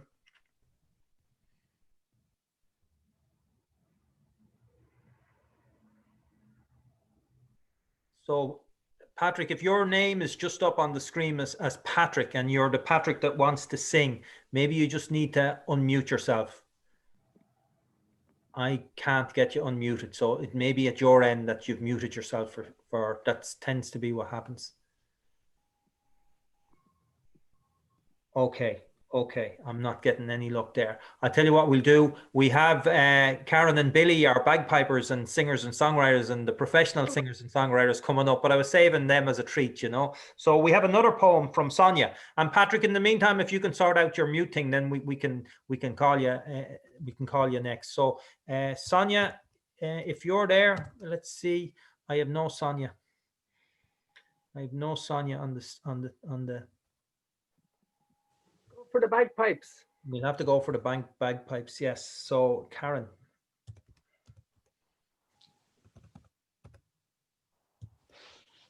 Karen and Billy are there. Okay, so here we go. We'll unmute them. Hi, how we doing? All right, folks, how are you all getting on? We're fantastic. We're fantastic. Happy Ayurvedic Day. And again, we would like to say congratulations on such a fine show you put on here tonight. Wonderful again, and much thanks to all our lovely doctors there, Dr. Brennan, Dr. Naz, and Dr. Naheed. Yeah. And how much we missed her in the last couple of nights that she wasn't here. And I hope everything is going well for her over in India. Noel, I'd like to play this song for you. It's a song I wrote. I'd like to dedicate it to your lovely mother. It's a song about a beautiful woman, and it's a song called The Mona Lisa Smile. The picture hangs upon the wall, in mansions framed with marble halls, and there with care and tenderness, not a shade nor shadow mist, the artist hand has said it all. There you sit now all alone, so much about you never known. And those who chanced to pass you by wondered who you were and why. Mona Lisa, did you smile? And there you greet them every day, a lifeless soul long passed away. There they gaze and look upon such beauty of the days long gone. Who you were, I hear them say, and lovers holding hand in hand, for reasons they don't understand. In silent tears they sit and cry, with their eyes they question why. Mona Lisa, did you smile? Mona Lisa, did you ever know, way back all those many years ago, that fable, tale and myth and legends grow? Mona Lisa, if the truth be told, Mona Lisa, when all's said and done, the question on the tip of every tongue, the answer searched and sought by everyone. Why, Mona Lisa, did you smile? The there you sit without a word. Your story told and widely heard, all draped with mystery and fame, with reverence they speak your name, like secrets of an ancient world.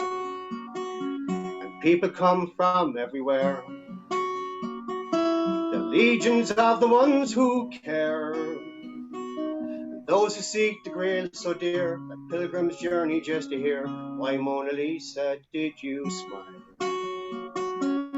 Mona Lisa, did you ever know, way back all those many years ago, that fable, tale and myth and legends grow? Mona Lisa, if the truth be told, Mona Lisa, when all's said and done, the question on the tip of every tongue, the answer searched and sought by everyone. Why, Mona Lisa, did you smile? Mona Lisa, did you ever know, way back all those many years ago, that fable, tale and myth and legends grow? Mona Lisa, if the truth be told, Mona Lisa, when all's said and done, the question on the tip of every tongue, the answer searched and sought by everyone. Why, Mona Lisa, did you smile? The answer searched and sought by everyone. Why, Mona Lisa, did you smile? Well done, Billy. Well done. Fantastic. So much, people. Thank you very, very much. As I said, Noel, a special dedication there for your lovely mother and father who are here tonight. Yeah, they're still on. They're still on. So yeah, still on. Very cool. Very cool. This next song, I'm going to get my lovely wife to sing with me here. This is a song called "The Bumblebee." And the bumblebee, no matter what's going on in life, no matter who's doing what to each other or what country is doing what to each other, the little bumblebee just goes about his own business and does his own thing. And this is a song about knowing when you have enough done in life, knowing when to sit back and take it easy, and knowing when just to enjoy your life. So a little song called "The Bumblebee." So this is my wife Karen here, by the way, beside me.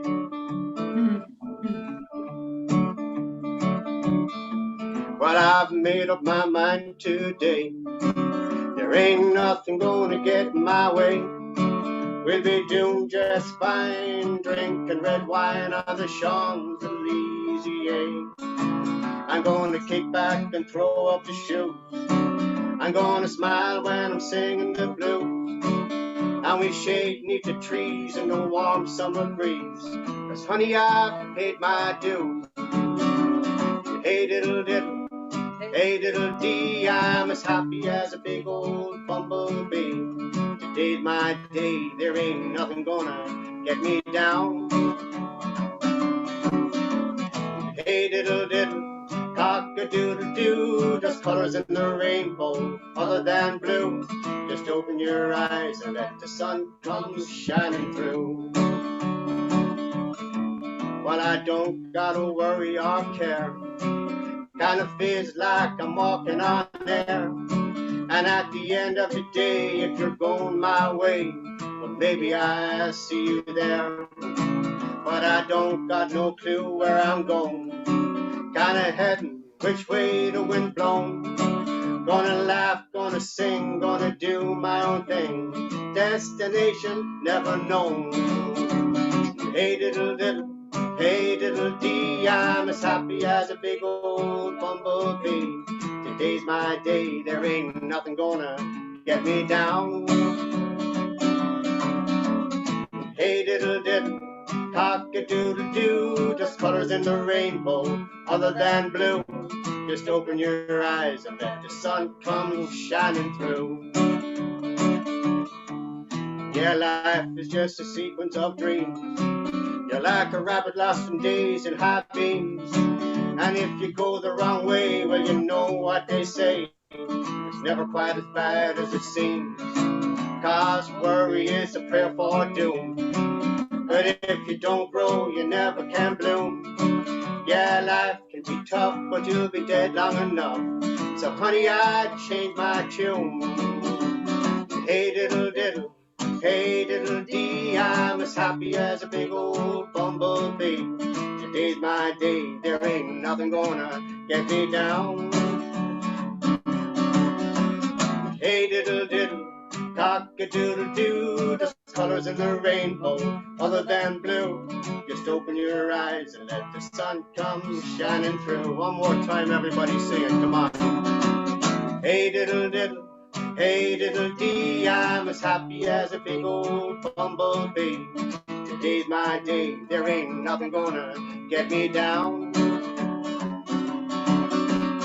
Hey diddle diddle, cock-a-doodle-doo, there's colors in the rainbow other than blue. Just open your eyes and let the sun come shining through. Yeah, open your eyes and let the sun come shining through. Brilliant, Karen, that was lovely. Thank you. Thank you so much. No, Thank you so much. wow, that's a lot of happipiness. Sorry. I was Did watching. you want to hear? Yeah, Sorry? I was watching people's reaction, and the third oldest person that we have that attends our course is only 88. She's quite young, really, and she was Barbara Ketley. She was almost dancing.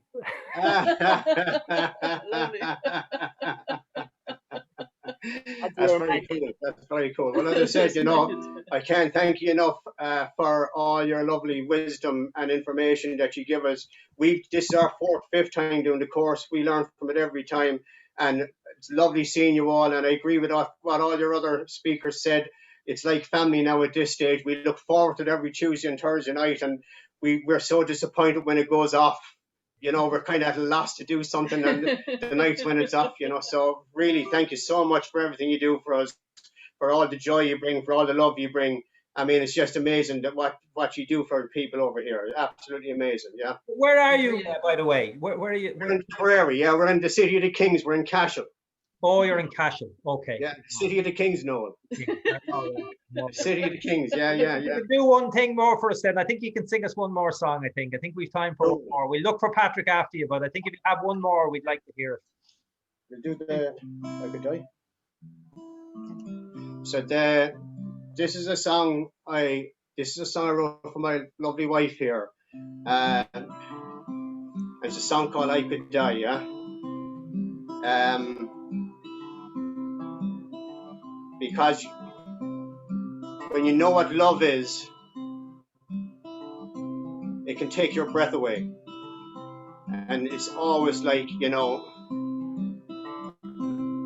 when you're without your breath, you can nearly die. So it is, anyway. I see you clearly when I close my eyes. When you hold my hand, it feels like I can fly. But loving you is like a dream come true. There ain't nothing in this world that we can't do. Baby, me and you. Me and you. You take me places no one else can go. You tell me things that no one else will know. You open up my mind, set me free. You open up my eyes so I can see. I can see. I can see. Like the colors of the sun going down. Like the summer breeze that blows its gentle sound. Like the warmth and the magic of your smile.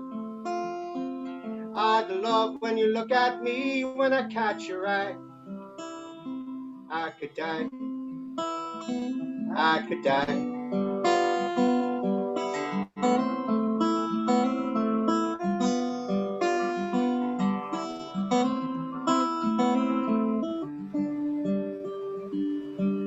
Long to hear your voice when you call my name. The way you move your lips, I can't explain.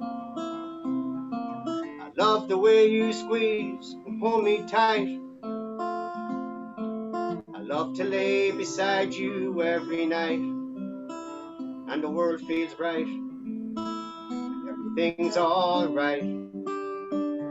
Like the colors of the sun going down, like the summer breeze that blows its gentle sound, like the warmth in the magic of your smile. I the love when you look at me, when I catch your eye. I could die, I could die.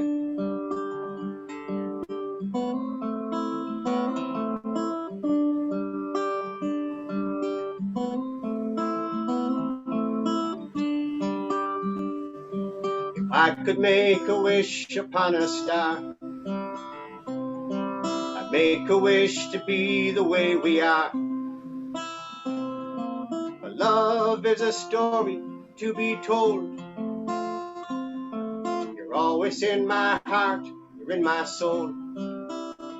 You're in my soul, you're in my soul. Like the colors of the sun going down, like the summer breeze that blows its gentle sound, like the warmth in the magic of your smile. Ah, the love when you look at me, when I catch your eye. I could die, I could die. Like the colors of the sun going down, like the summer breeze that blows its gentle sound, like the warmth in the magic of your smile. Ah, the love when you look at me, when I catch your eye. I could die, I could die.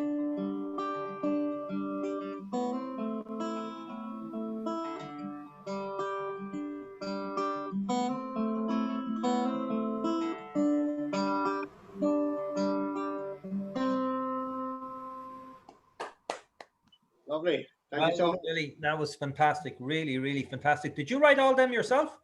Yeah.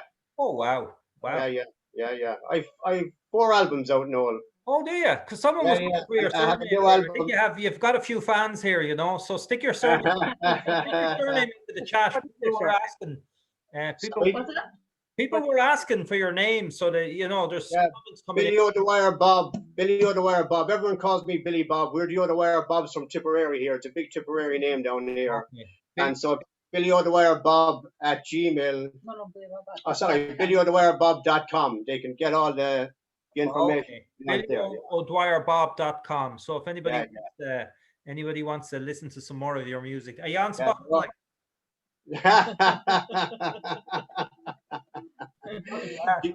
Dude, did you want to hear a song of the bagpipes? We'll have a blast, yeah. We'll have a little. Okay. Actually, I'm just going to say something before you start, though. I know I'm just cognizant of the fact that Dr. Naheed is in India and it's very, very late there, you know. So I think it's 3:30 in the morning. So Dr. Naheed, thanks a million for joining us.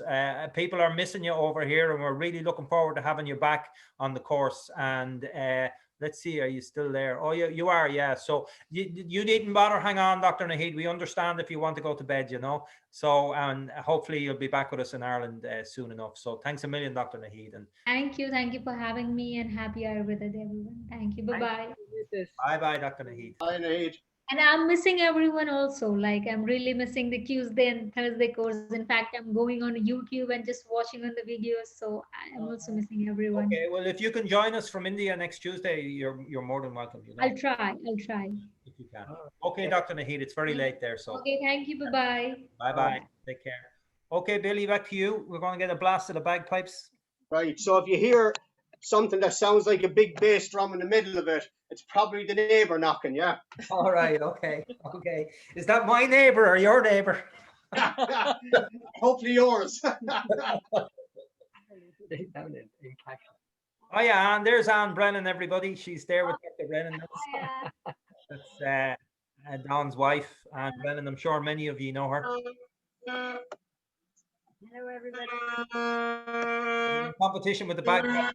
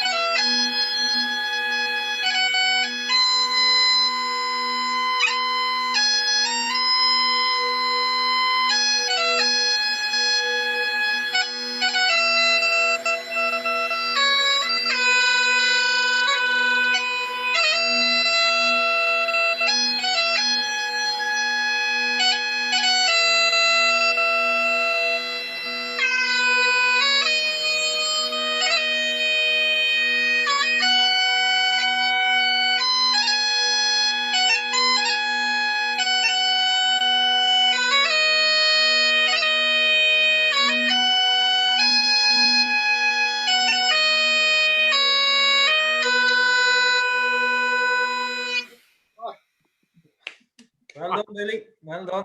Beautiful. Beautiful stuff. Thanks, Billy. There's a Scottish comedian, a fellow called Danny Boy, and he always reckons the bagpipes are the missing link between sound and noise. No, I know. Get that now. Okay, so fantastic. Thanks a million. Thanks a million, Billy and Karen. That was great. Thank you very much. So I'm just, You're welcome. Thank you very much. To everybody. I'm just going to see, can I find Patrick again? And You're looking, Noel. I've just noticed we have another Ayurvedic doctor on that I hadn't seen before. And this is Dr. Aileen O'Kane from up in Antrim. And she's been a great colleague and friend for many years. Just recently we got back in touch.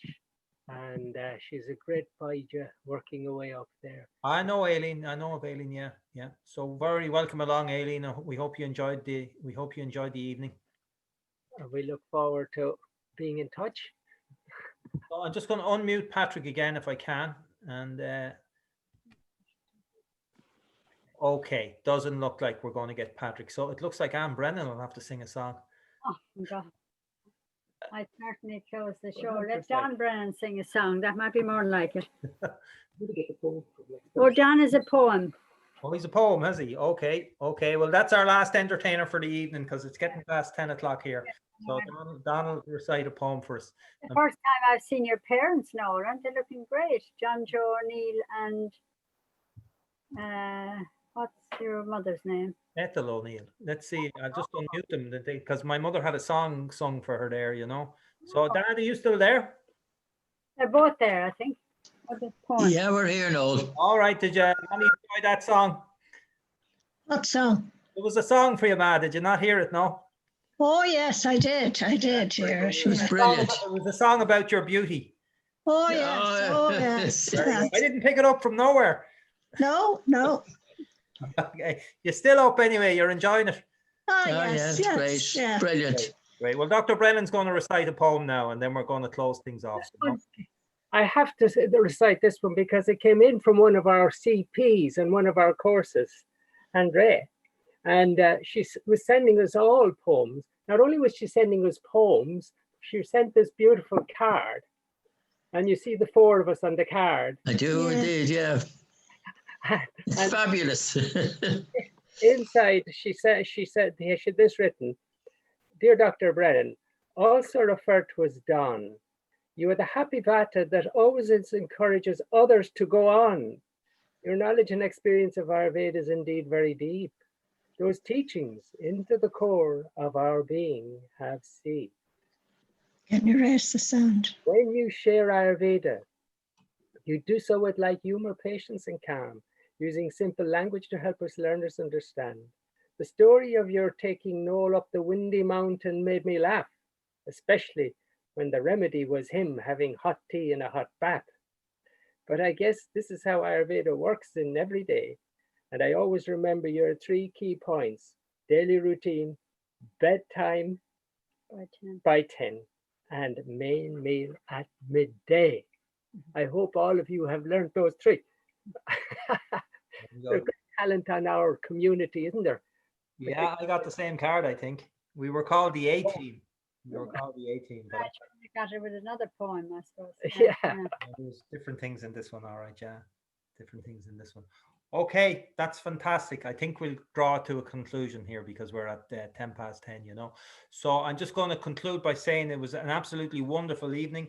It was very great thanks to the ambassador for saying a few words for us. Very great thanks to Amarjeet for coming on after having such a busy day, and very nice words saying it was the nicest of the Ayurveda Day celebrations and he felt it was a family thing. And that's what Ayurveda is about. The world is my family. You heard it on the video the other day. That's the ultimate in health. The world is my family. We live in this beautiful, beautiful world. I mean, I got interested in Ayurveda because I had the fortune of learning transcendental meditation back in 1989. And obviously it was Maharishi Mahesh Yogi who brought TM to the West, and he started to revive Ayurveda. I think myself and Don owe Maharishi a huge debt of gratitude, because without him having brought that knowledge out, we wouldn't be here and we wouldn't be doing this. And Maharishi referred to Ireland as Aryuland. That was Ireland. Are you land? Are you?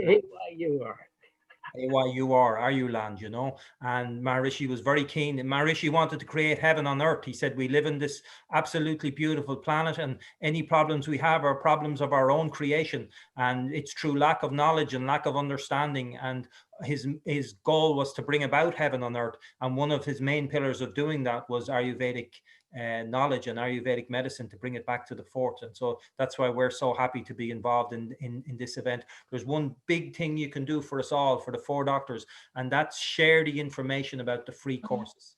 The more you spread it out there, whether you give people, send it out on Facebook or print off a poster or just tell people in work about it, you know, the more people find out about this, the more it spreads out, the more political influence we can have, the more influence we can have with the medical systems. It's fantastic to see the World Health Organization taking an interest in this, but there has to be more. It has to be way, way more, because all that suffering that's happening is unnecessary. It doesn't need to be there. For the most part, it doesn't need to be there. And Ayurveda is going to be one of the means through which we change that. And you're going to be one of the means through which we change it, because everybody needs to do their part. And you're on this call for a reason. You're here for a reason, and you've been attracted to Ayurveda for a reason. And that's the next thing I want to say. A big thank you to the 4 patients that came on and spoke about it, because I felt, for me, that was the most inspirational part of the evening. You know, it was just fantastic to hear those stories.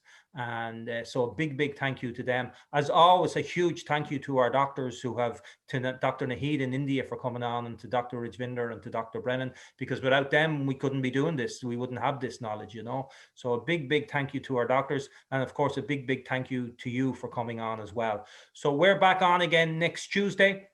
You'll be getting your Saturday morning email off me tomorrow morning, giving you details about the upcoming things. You know, Dr. Brennan's thyroid webinar is on next Wednesday. We have a lot of people booked in for that. Our free course is starting on Tuesday. We have our arthritis webinar coming up. So things just keep going and going and going for us. We're just getting busier and busier, and everything is better and better. And we have to use all our Ayurvedic principles to keep us healthy and keep us going. So listen, thank you very much for coming along. A big thank you to all the entertainers, all the poets, all the singers, all the songwriters. A big thank you to all of them. And hopefully we'll meet up with all of you very soon. And happy Ayurveda Day. I think it was just a fantastic celebration, So if any of the doctors have any concluding words that they'd like to say, I think we'll bring this to an end. Okay, everybody happy? Great. Okay, so namaste, everybody. Thanks very much, and we'll catch up with you soon. And I'll put this up on YouTube, so you know how to spend your Christmas. You can be just rewatching this over and over again. Okay, everybody. Cheers. Thank you. Bye-bye. Bye-bye. Bye-bye.